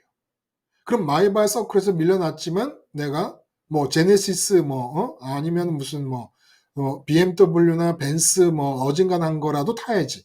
거기서 밀려나면 또 더 밀려나. 이런 가치관을 우리가 아직 완전히 못 벗어났단 말이에요. 옛날에 그 코미디 중에 은매기주고 은매기사라 이런 게 있었단 말이에요. 정말 은매기주고 세상적인 이런 가치관을 못 벗어나고 있었단 말이에요. 그러니까 이런 말씀을 하시는 거예요. 이 바보 같은 사람들아. 지금 하늘로 예수님 따라 마음이 올라가는 소망의 길을 가는 사람들이 이 세상에서 중심부에서 점점 멀어지는 것 같다고, 또 고난이 덮쳤다고 마지못해 차선책으로 하늘로 가려고 하고 있느냐. 이런 쓸데없는 사람 같으니라고 이런 어조를 담고 있다는 거예요. 그래서 그 5절에도 보면 말세에 나타나기로 예비하신 구원을 얻기 위하여 믿음으로 말미암아 하나님의 능력으로 보호하심을 받았다. 말세라는 얘기를 자꾸 하세요. 예수님이 나타나실 때, 그리고 말세. 왜 사도 베드로 이런 얘기를 하면 자기를 알기 때문에 그래요. 예수님이 다시 나타나실 때 없어질 세상 것을 자기가 얼마나 강렬하게 소망을 했는지를 알기 때문에. 세상 것을 소망하지 말라는 거예요. 세상 것을. 그래서 그리스도인이 된다는 것은 말씀드린 대로 세상 것을 소망하다가 십자가에서 완전히 세상의 소망이 죽어버리고 하늘로 올라가는 소망길을 가야 되는 거예요. 근데 지금 이렇게 하고 그리스도인으로 살고 있는 사람이 있어요? 예배당 다닌 사람 중에? 응? 십자가라는 건 이 베드로 사도의 인생 경험에 맞물려서 보면 그렇게 강렬하게 예수님의 능력을 통해 얻고 싶었던 세상 소망이 죽어버리는 거예요. 근데 여전히 십자가와 부활 사건이 일어난 뒤에도 세상을 소망하고 있다. 그게 그리스도인이 아니라는 거지. 그러니까 세상 걸 바란다. 이퀄 노 그리스도인이다. 그리스도인이 아니에요. 여러분의 마음에 세상에 대한 바람이 생기면 내가 지금 이게 그리스도인이 아니기로 작정했구나. 근데 정신이 나갔네. 이렇게 정신을 차려야 된다. 그리고 세상에 대해서 죽어서 십자가 부활 승천으로 가는 이 소망의 길은 세상의 어떤 소망의 길보다, 예를 들어 남편이 아프다. 남편이 아프니까 괴롭잖아요. 그럼 남편이 건강했으면 좋겠다라고 하는 소망을 가지면 그리스도인이 아닌 거예요. 나는 지금 십자가 부활 승천을 따라가는 소망길로 가야 되는 사람이에요. 남편이 아프거나 죽거나 건강하거나 그건 하나님의 주권의 문제지 내 문제가 아닌 거예요. 하나님의 주권에 의해서 아프면 아픈 대로 그 상황에서 나는 예수님 따라 하늘로 올라가면서 하나님의 아들로서 남편이 아픈 이 상황에 대해서 아버지 내가 어떻게 대처하면 될까요를 물으면 되는 것이지, 남편이 건강했으면 좋겠다. 아니 남편도 아픈 게 필요한가 보지. 예를 들어 어젯밤 같은 경우 내가 오늘 아침에 말씀도 전해야 되고 온라인 교회 모임도 이끌어야 돼요. 잠을 자야 되지 않아요? 근데 진짜 한숨도 못 잤어요. 여기가 숨을 못 쉬니까 뭐로 누워도 숨을 못 쉬고 하늘을 보고 누워도 못 쉬고 일어서도 숨을 못 쉬겠고. 그러면 물어보는 거예요 제가. 아버지가 보고 계시고 알고 계시고 주권자신데 내가 내일 말씀을 전해야 되는 상황을 아시지 않습니까? 지금 컴퓨터는 왜 이렇게 돼버리냔 말이에요.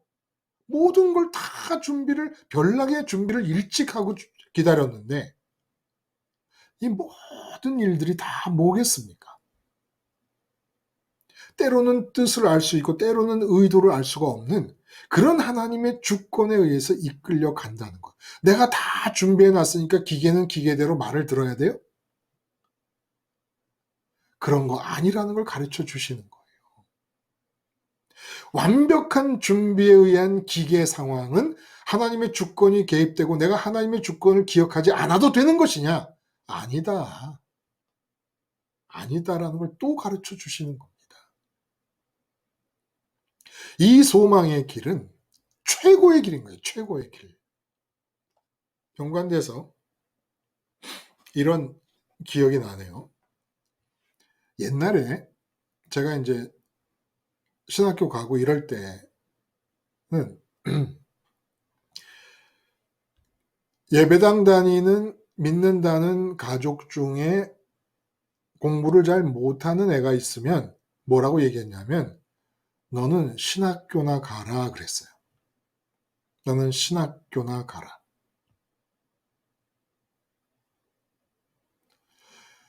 그런 식으로 생각하고 있었고 저는 이상하게 삼수를 하면서 계속 경제학과를 지원해서 떨어졌단 말이에요. 그런데 경제학과를 지원하면서 대학을 떨어진 이유가 뭐냐 하면 성경 읽고 도덕경 읽고 노노 맹자 순자 불경 읽으며 성경과 비교하느라고 막 포도송이처럼 물집이 생길 정도로 그걸 비교하고 분석하고 이해하느라고 공부를 하나도 못했어요.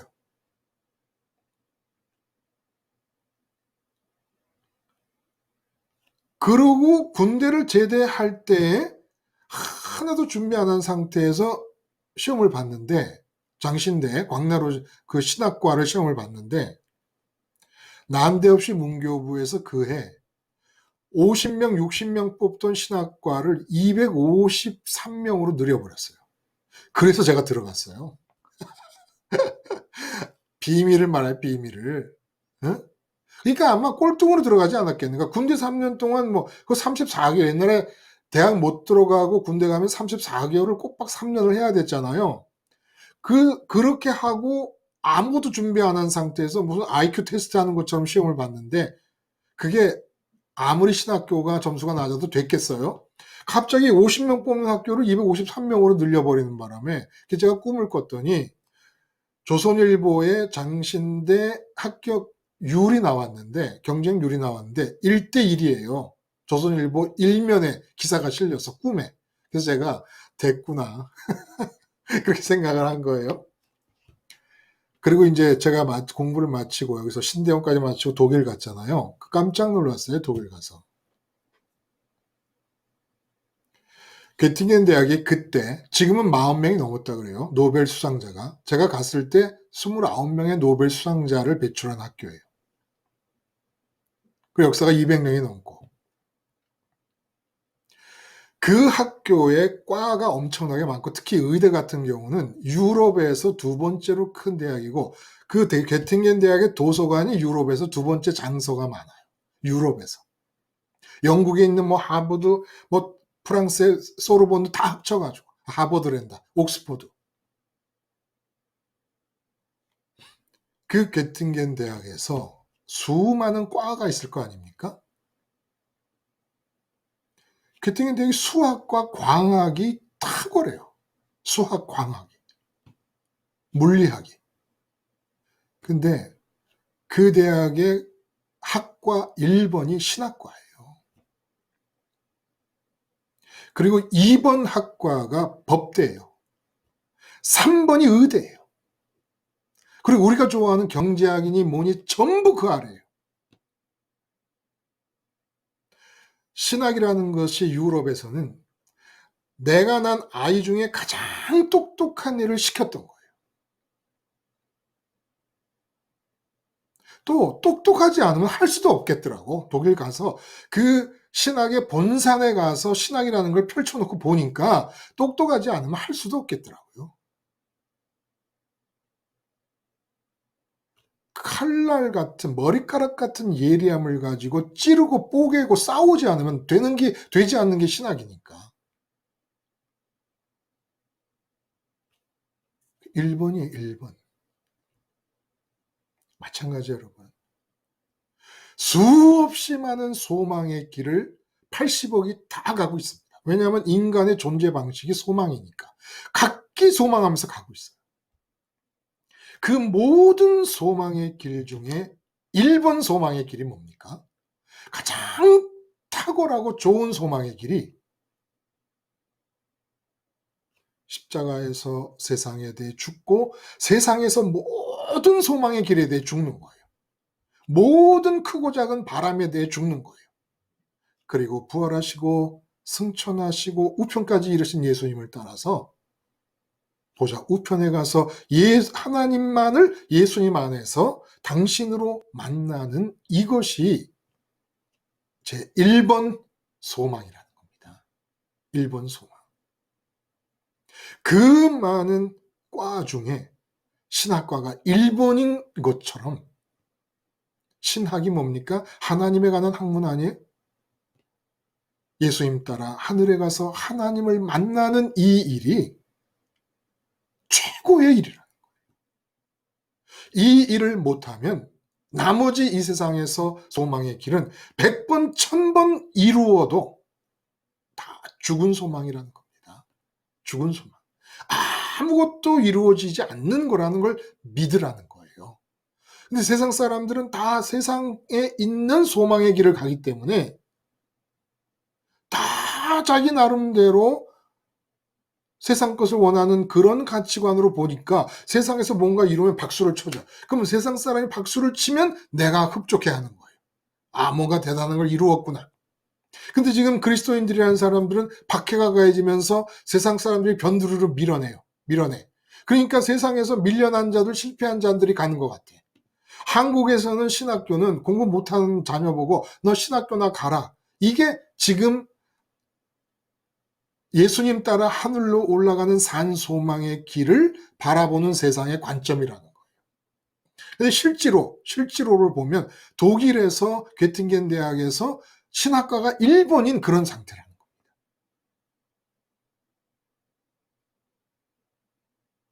우리가 지금 그 길을 가자고 이 길 이렇게 함께 하는 시간을 갖고 있는 거 아닙니까?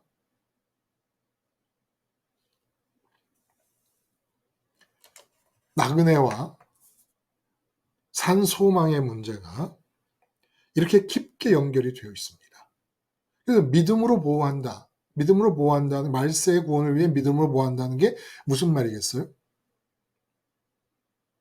말세의 구원은 세상 것은 아무것도 없어져요. 다 없어져. 근데 예수님 믿고 하나님 믿는다는 사람들이 세상 것을 소망하고 살았어. 그럼 구원이 없어요. 근데 믿음이 지켜준다는 게 뭡니까? 믿음. 세상 모든 사람들은 믿는다고 하는 사람들까지도, 이게 정확한 표현이겠죠? 믿는다고 하는 사람들까지도 눈에 보이는 것들을 소망하면서 사느라고 지금 정신이 하나도 없어. 근데 믿음이라는 건 보이지 않는 하나님, 보이지 않는 예수님, 보이지 않는 성령님. 예수님조차도 뭐라 그래요? 예수가 지금 보이지 않는도다. 그런데도 너희가 예수를 사랑하고 예수님으로 기뻐하는도다라고 말하잖아요. 믿음은 보이지 않는 예수님, 성령님, 하나님을 내 의식에 켜놓는 거예요. 의식에서 켜지면 이게 믿음인데, 보이지 않는 삼위일체 하나님의 환경을 내 의식에서 밝히 켜놓는 거, 이게 믿음인데, 이렇게 믿음을 가지면 지켜진다, 보호된다는 게 무슨 얘기입니까? 내가 삼위일체 하나님에 의해서 만들어진 환경을 의식 속에 켜놓기만 하면 예수님에 의해서, 그래서 연세가 하죠.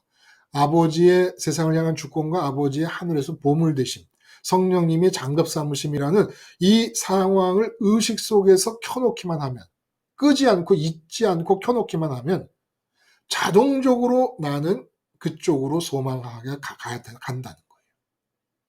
돈을 소망하는 이유가 뭡니까? 항상 돈이 의식 속에 켜져 있기 때문에. 건강을 소망하는 이유가 뭐예요? 건강이라는 문제가 의식 속에 켜져 있기 때문에. 전부 보이는 것들이 내 마음속에 켜져 있으니까 그쪽으로 가는 죽은 소망의 사람들이 되는데, 믿음은 보이지 않는 삼일체 하나님을 내 의식 속에 켜놓으니까 켜놓기만 하면 소망은 가는 거예요. 마음은 그 흡입력을 발동시킬 수밖에 없기 때문에 보이기만 하면 가는 거예요. 안 보이니까 안 가지. 다른 게 보이니까 다른 쪽으로 가는 것이지. 그러니까 믿음으로 내 의식 속에 삼일체 하나님에 의해 만들어진 환경을 켜놓으면 나는 그쪽으로 소망을 가지고 쫓아간다는 겁니다.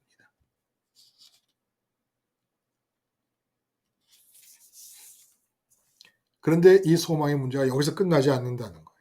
응?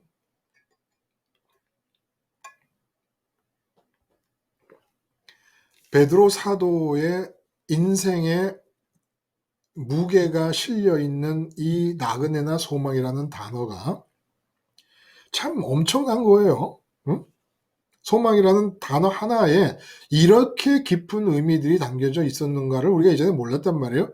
근데 이게 베드로 사도에 있어서 소망이라는 문제는 자기가 극렬할 정도로 세상 것을 소망하고 죽은 소망을 갖고 있다가 십자가에서 완전히 무너지고 부활 승천하신 예수님 때문에 다시 소망이 생기는 이 생의 역사가 있기 때문에 특히 소망이라고 하는 이 문제가 엄청난 무게를 싣고 있단 말이에요.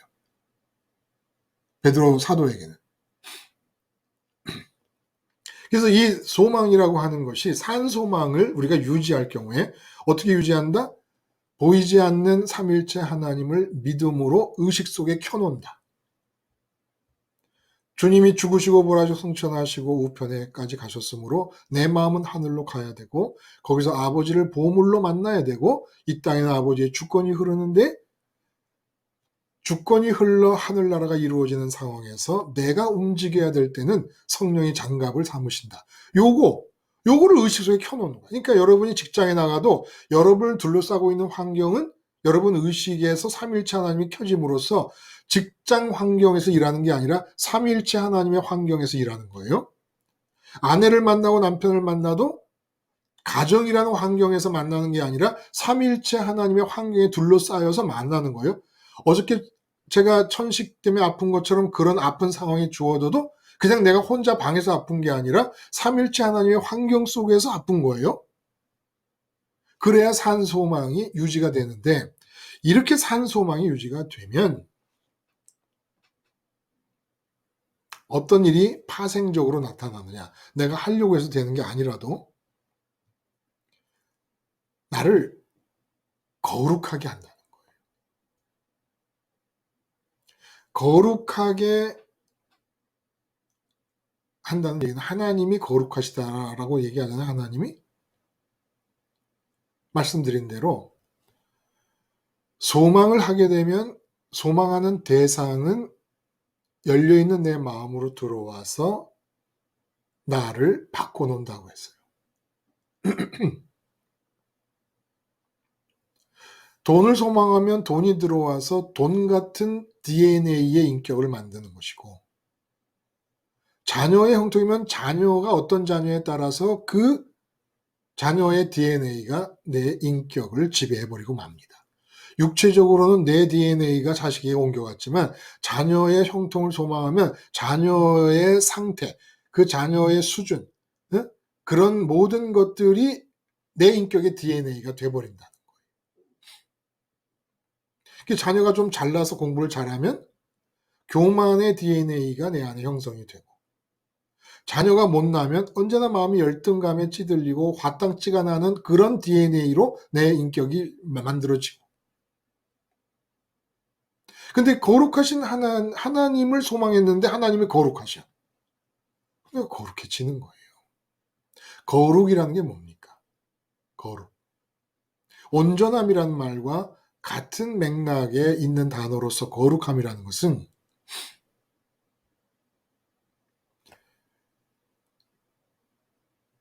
스스로 온전히 좋으심이기 때문에 세상의 좋음을 필요로 하지 않는다는 뜻이에요. 거룩은 구분된다, 다르다라는 뜻 아닙니까? 그러니까 감옥에 가는 것도 구분시켜 놓는 건데 그렇게 안 좋게 구분시켜 놓는 걸 거룩이라고 하지 않아요. 그건 분리시켜 놓는다고 얘기하죠. 사회로부터 격리시킨다 그러죠. 격리시키는 것과 거룩은 달라요. 좋은 쪽으로 구분되는 게 거룩이란 말이에요. 근데 하나님의 거룩함은 좋음 위에 더 좋음, 그 더 좋음보다 구분될 정도로 더 좋음. 그래서 좋음의 최상급이 거룩이란 말입니다. 근데 내가 거룩해진다는 건 이 세상의 어떤 좋음도 내게 필요가 없는 사람이 된다, 이 뜻이란 말이에요. 그게 거룩해진다는 거예요. 거룩해진다는 것도 맨날 말만 들었지 실제 생활 속에서 뭐가 거룩해지는 거냐를 우리가 모르고 있어요. 개념을 모르면 그 개념이 뜻하는 바만큼 우리의 영적 성숙이 안 이루어집니다. 우리가 왜 영적 성숙이 안 이루어져 있는 줄 아세요? 개념을 모르니까, 영적 개념들을 모르니까 그 개념이 뜻하는 바만큼의 성숙이 이루어질 수가 없는 거예요.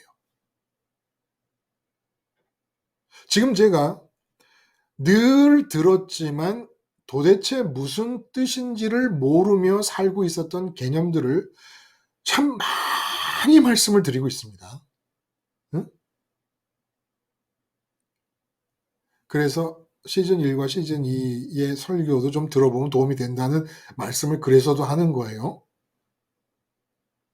거룩은 하나님을 소망하는 바람에 그 하나님의 거룩하심이 나도 거룩하게 만들어버린다는 이 뜻은, 하나님의 거룩하심은 최상급의 좋음이시기 때문에 이 세상에서 그 어떤 좋음도 비견될 수 없는 그런 좋음이시고, 근데 그분을 소망하는 바람에 내가 거룩해진다는 것은 나 역시도 마음의 공백을 갖고 있는 존재로서 이 세상의 좋음은 어떤 것도 필요치 않게 된다는 뜻이란 말이에요.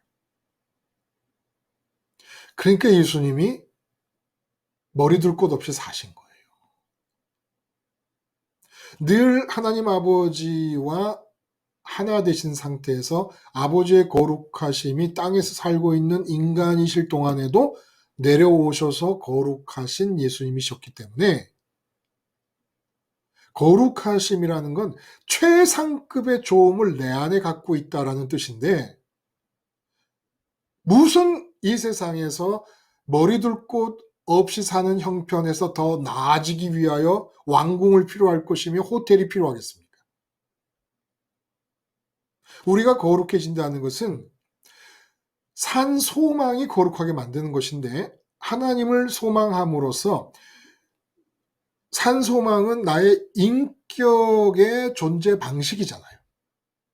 내 인격이 그렇게 살고 있다는 뜻이에요. 내 인격의 존재 방식이 하나님을 소망하고 있으니까 내 인격은 가장 좋음을 인격의 존재 방식 안에 포함시키고 있기 때문에 더 이상 이 세상에서 다른 좋음을 필요로 하지 않는다는 거예요. 그게 거룩한 거예요. 그러면 행실이 또 그렇게 해가지고 산 소망을 유지할 경우에 조상들의 유전한 악한 행실로부터 대속을 받았다 그래요. 행실이 거룩해진다는 거예요. 보세요. 돈 100만 원 때문에, 제가 들은 얘기예요. 어느 직장에서 선생님들이 무슨 성과급을 놓고 이제 회의를 하다가 1년에 무슨 첫 번째 등급, 두 번째 등급, 세 번째 등급 이렇게 나누어서 성과급을 주는데 그 성과급이 몇십만 원씩 차이가 나니까 그것 갖고 싸우는데 끝이 안 나더라는 거예요. 그 싸움이. 돈이라는 게 몇십만 원을 더 받겠다고 선생님이라는 분들이 모여서 몇 날, 며칠, 몇 달을 그것 갖고 싸우는 그런 행실을 하게 만드는 거예요. 그런 인격이 되게 만드는 거예요. 그 사람이 특별히 나빠서가 아니라 돈을 소망했기 때문에 돈이라는 것이 들어와서 돈의 성질대로 그의 인격을 만들어 버리니까 돈과 관련된 일은 싸우고 물고 뜯고 하기를 몇 날, 며칠, 몇 주, 몇 달이라도 할 수 있도록 만드는 거예요, 인간을.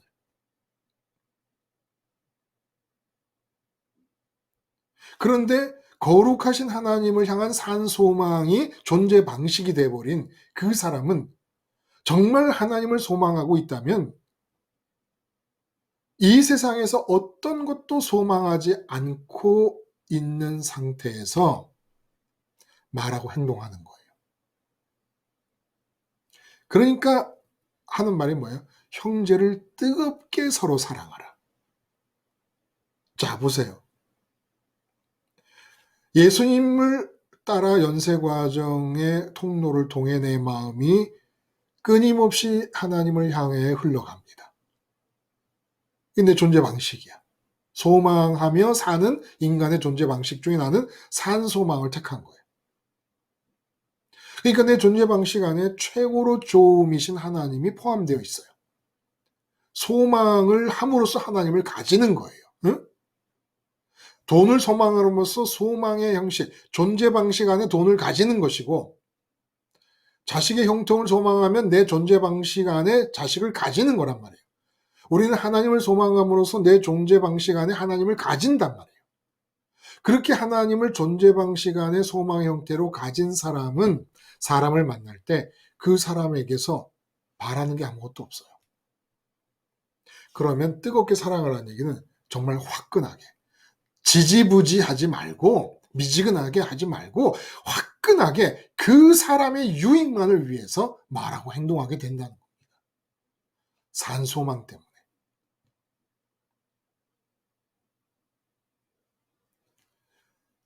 말씀드렸어요. 수없이 많은 소망의 길들을 80억 인구가 각자 가고 있어요. 남편이 바라는 소망의 길과 아내가 바라는 소망의 길이 다를 거예요. 그러니까 5 식구가 산다 그러면 5명이 다 제각기 5개의 다른 소망의 길을 걸어가. 근데 우리는 오직 하나의 소망의 길을 가. 그래서 우리가 형제예요. 우리가 진짜 형제예요.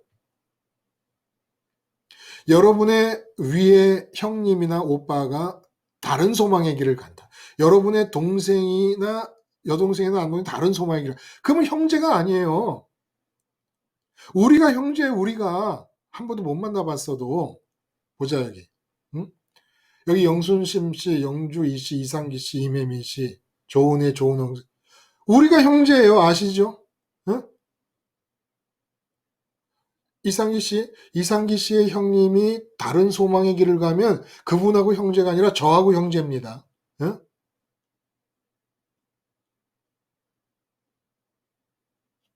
왜? 아버지께로 예수님 따라가고 있으니까 그 한 아버지의 자녀잖아요. 이렇게 산 소망의 길을 가는 자들이 하나님의 자녀란 말이에요. 예수님 안에서 하나님의 자녀가 된다는 것이 하나님을 내 존재, 소망함 수밖에 없는 존재 방식 안에 소망함으로 하나님을 가지는 상태가 하나님의 자녀들이야.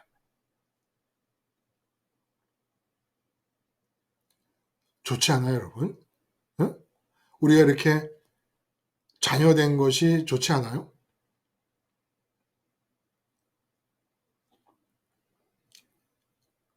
그리고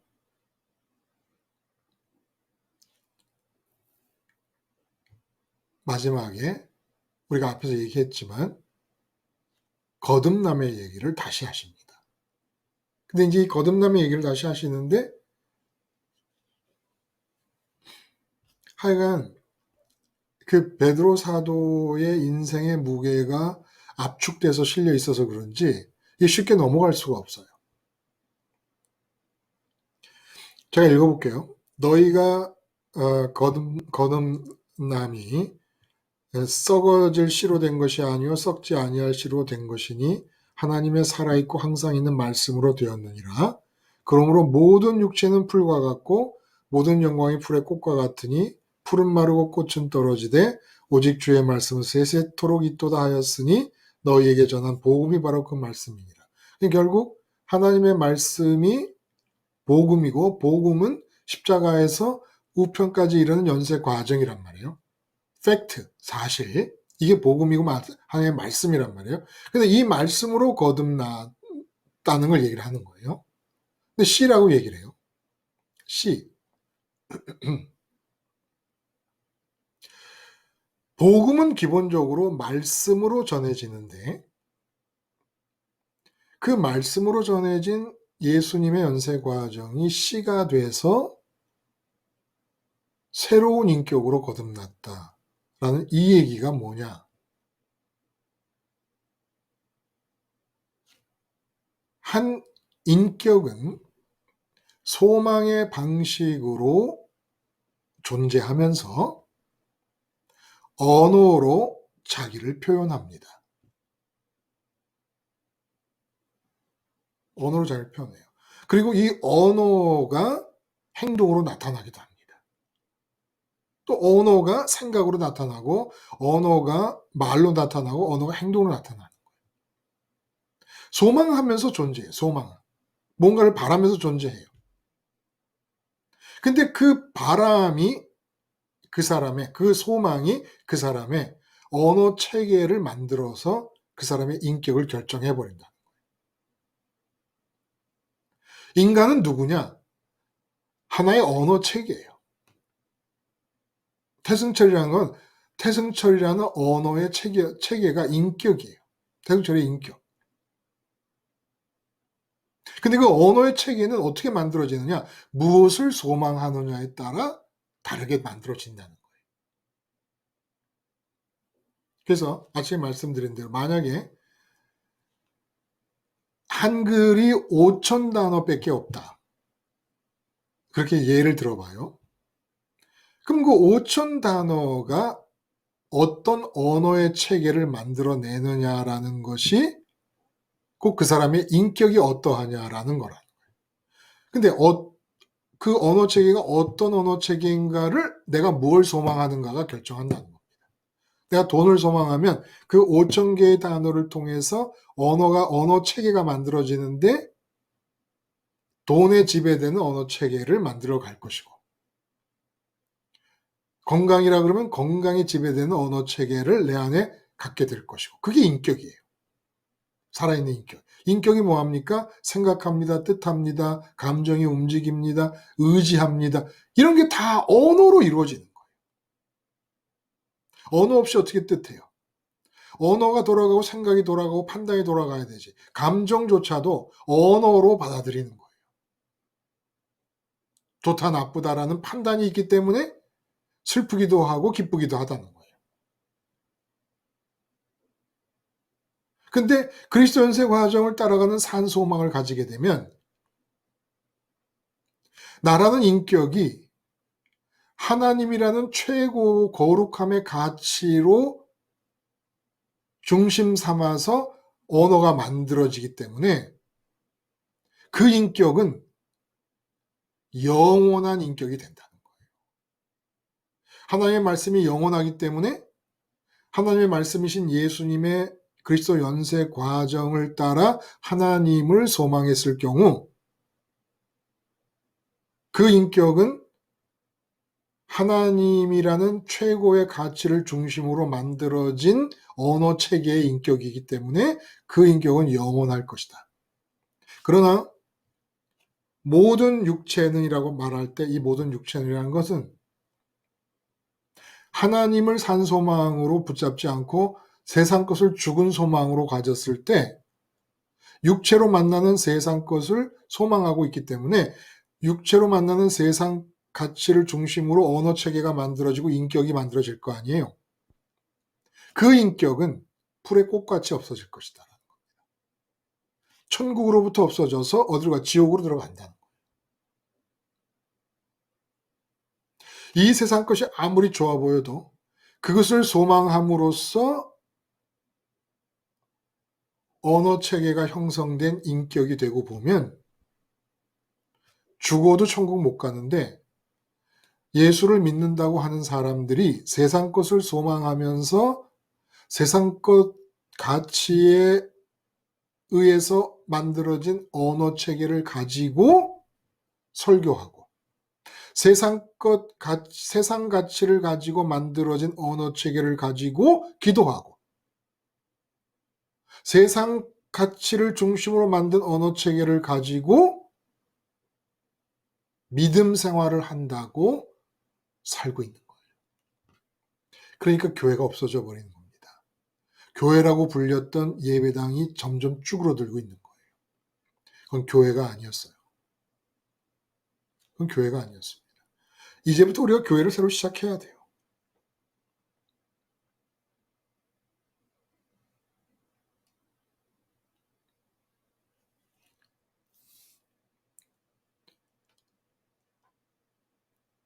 그 20절에 보면 그는 창세전부터 미리 알리신 바 되시니나 이 말세에 너희를 위하여 나타내신 바 되었으니 너희는 그를 죽은 자 가운데서 살리시고 영광을 주신 하나님을 그리스도로 말미암아 믿는 자니 너희 믿음과 소망이 하나님께 있게 하셨느니라. 이게 지금 베드로 생애 전체를 요약해 놓은 구절이라고 해도 될 수 있는 거예요. 20절, 21절. 여러분,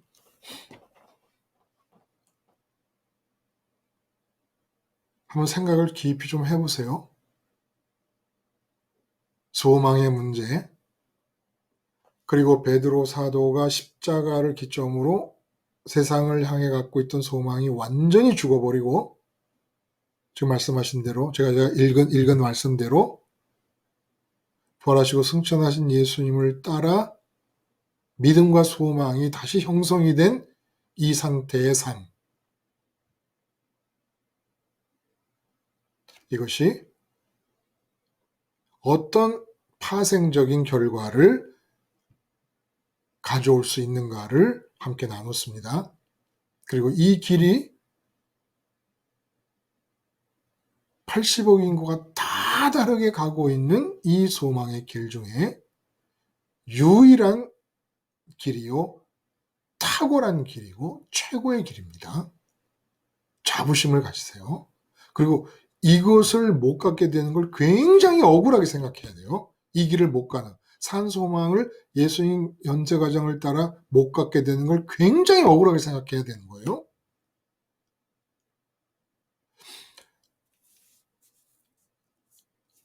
의외로 얘기가 조금 어려울 수도 있을 얘기들이 되었을까요?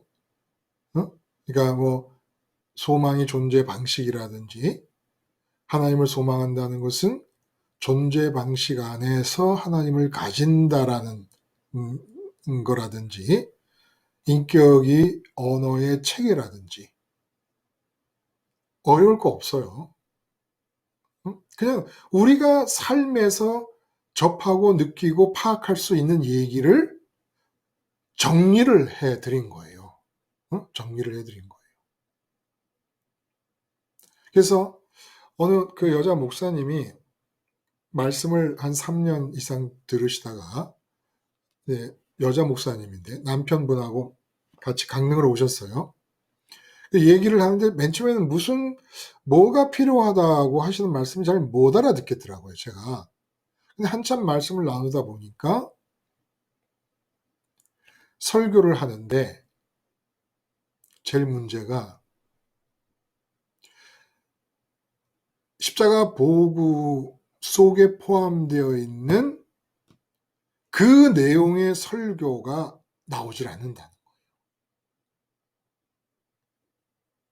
제가 다른 목사님한테도 그런 고백을 들었거든요. 이분은 대충 이제 메모를 해갖고 설교를 하시는 분이고, 여자 목사님은, 다른 분은 원고를 만드시는 분인데, 시작은 십자가 복음의 가치로 시작을 했는데 나중에 끝에 가다 보면은 이전에 했던 세상에서 잘 됩니다, 세상에서 복 받습니다, 세상에서 희망을 가지세요, 비전을 가지세요, 위로하고 격려하는, 세상 경쟁에 뛰어든 사람들을 위로하고 격려하는 그런 설교로 자꾸 흘러간다는 거예요. 그러니까 아직 언어 체계가 완전히 이쪽으로 넘어오지를 않은 거예요. 그럼 언어 체계를 이쪽으로 빨리 넘어와서 우리가 생각하고 말하고 행동하게 될 때 이 산소망의 언어 체계가 활발하게 움직이게 하려면 어떻게 해야 되느냐? 그리스도 연세 과정을 따라가는 일, 삼위일체 하나님의 그 환경을 의식에서 생활 현장에서 켜놓는 일, 생활 현장에서 의식에 켜놓는 일을 진짜 해야 돼요. 그러니까 직장의 업무를 하기 전에 삼위일체 하나님에 의해서 조성된 그 영적 환경을 내 의식에 켜놓고 시작하라는 거예요. 응? 내가 아프다. 그러면 그냥 혼자 아파하지 말고 그 삼위일체 하나님의 환경을 켜놓고 아프고, 켜놓고 부엌 일을 하고, 켜놓고 아내와 남편이 만나고. 그래서 그 의식에 켜놓기를 계속하다 보면 산소망이 살아 움직이고, 산소망이 붙박이가 돼야 하나님이라는 최고의 거룩하신 가치를 내 마음이 향하는 흐름이 견고하고 붙박이처럼 고정적으로 유지가 되어야 그걸 중심점으로 언어 체계가 만들어지는데, 이게 자꾸 유동적이야. 그래, 하나님이 중심이 됐다가 하나님이란 가치를 완전히 잊어버렸다가, 또 눈에 보이면 아까 얘기한 대로 선생님들끼리 돈 문제 갖고 서로 싸우고 이런 게 옥신각신 하다 보면 나도 거기에 빠져가지고 같이 또 거들게 되고, 그래갖고 하나님이라는 최고의 거룩하신 가치를 향하여 흘러가는 마음의 흐름이 중심점, 중심 기둥이 되어주지 못하면 내 인격을 형성하는 언어 체계가 만들어질 수가 없는 거예요. 그러니까 지금 저 같은 경우는 이제 세월이 있었으니까 어떤 분이 오셔서 그분에게만 해당되는 삶의 문제를, 어떤 문제를 얘기하더라도 삼일째 하나님의 환경을 켜놓은 상태에서 얘기가 가능하단 말이에요. 그러니까 언어 체계 자체가 집사람하고 얘기하는 것도 좀 미안할 정도로, 너무 이런 언어들만 사용하는 것이 좀 미안할 정도로, 집사람한테 좀 이렇게 세상적으로 영화가 재밌었어, 영화 이런 영화는 어떻고 이런 것을 좀 얘기하면 좋은데, 그 언어 체계 자체가 형성이 되니까 오히려 벗어날래야 벗어날 수가 없게 되고요. 이렇게 언어 체계가 빨리 형성이 될 수 있으려면 끊임없이 생활 현장에서 삼일체 하나님에 의해 만들어진 환경을 의식이 기억하고 켜놔야 돼요. 여러분, 말을 잘하려고 하는 사람들이 있어요. 청산 유수처럼. 그거는 말이 아니에요. 그거는 진정한 의미에서 언어가 아니에요. 그건 그냥 외식이고 사기예요. 말을 위해서 말을 하는 것은. 모든 말은 실제 존재에서 나와야 돼요.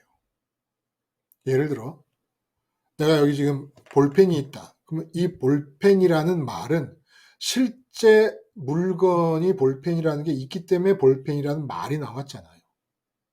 응? 그러니까 제가 지금 2시간을 여러분과 함께 이렇게 말씀을 나눌 수 있는 이유는 영적인 실체를 생활화하는 것이 가능하니까 그 영적인 실체로부터 언어가 나오고 있는 거예요. 근데 목사님들이 십자가 복음 방송을 듣고 그 언어가 좋아서 언어를 배우려고 한단 말이에요. 실제로 산소망의 삶을 살지 않고 삼일째 하나님이 만들어 놓으신 환경을 실제 생활 현장에서 의식에 켜놓은 채로 사는 삶을 살지 않고 언어를 따가려고 하니까 막히는 겁니다. 말이. 언어는 내 마음속에 실체가 들어있을 때 그 실체로부터 나와야지 진짜 언어인 거예요. 그렇지 않으면 정말 말장난이 돼버려요.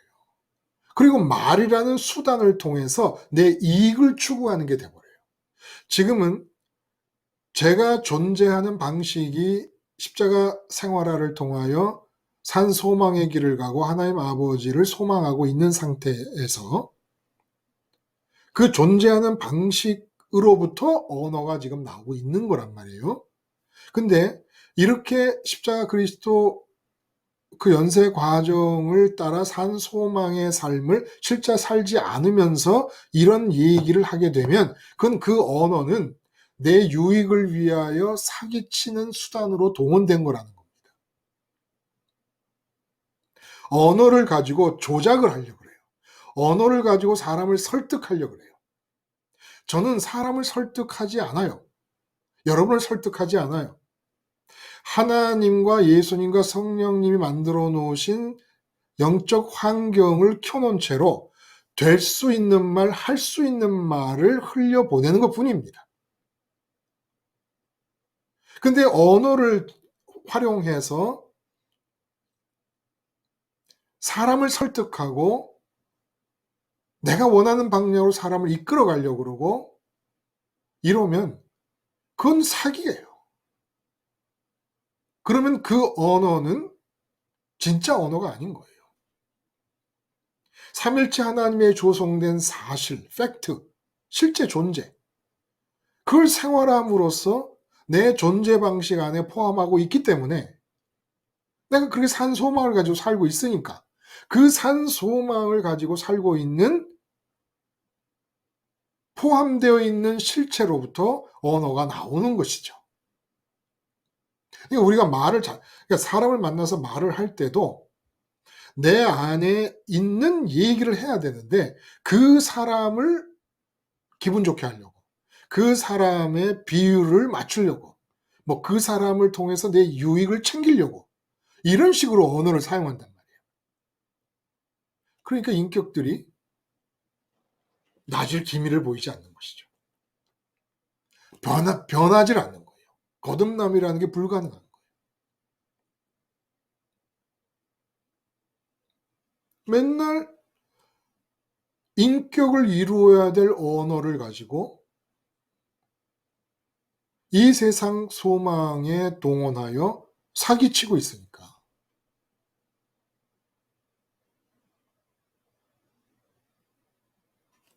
거듭남이 나타날 수가 없는 거죠. 산 소망. 이것이 우리를 나그네로 만들어요. 그리고 이 나그네는 말씀드린 대로 정말 산 소망을 제대로만 우리가 갖는다면 제가 이렇게 말씀을 드려도 저도 아직 부족하지요. 그걸 전제하고 말씀을 드리는 거예요. 이 산 소망을 제대로 갖는다면 정말 사도 베드로와 같이 어마어마한 베드로가 우리보다 뭐 출발선에서 보면 우리보다 낫겠어요? 베드로 사도가 고기잡이 하던 분인데 2000년 전에 아는 게 많아도 우리가 많고 성경을 알아도 우리가 더 많이 알죠. 그때 무슨 성경이나 있기나 했습니까? 회당에서 듣는 게 다였는데. 근데 지금 어마무시한 분이 되잖아요. 이게 산소망의 힘입니다. 간단하잖아요. 예수님 그리스도 연세 과정을 날마다 반복해서 가는 것이고 아버지만을 직면하여 보물로 소망하는 것입니다. 그거 하나 하는데 주권이 흐르고 내가 성령의 장갑이 되고 하는 일들이 벌어지면서 거듭난 새로운 인간으로 만들어져 가는 거예요. 산소망. 십자가 앞에서 세상을 향한 소망이 죽어버리고 부활하신 예수님을 따라 새로운 소망이 생겨났던 사도 베드로를 따라 우리도 산소망의 나그네가 되십시다. 기도하겠습니다. 하나님 아버지, 나그네 듣기만 해도 너무 좋습니다. 산 소망, 이것이 우리의 보물입니다. 산 소망의 보물을 놓치지 않게 하시고 듣기만 해도 좋은 나그네로서 이 세상을 살게 해 주시옵소서. 예수님의 이름으로 기도드리옵나이다. 아멘. 여러분 감사합니다. 또 다음 시간에 뵙겠습니다.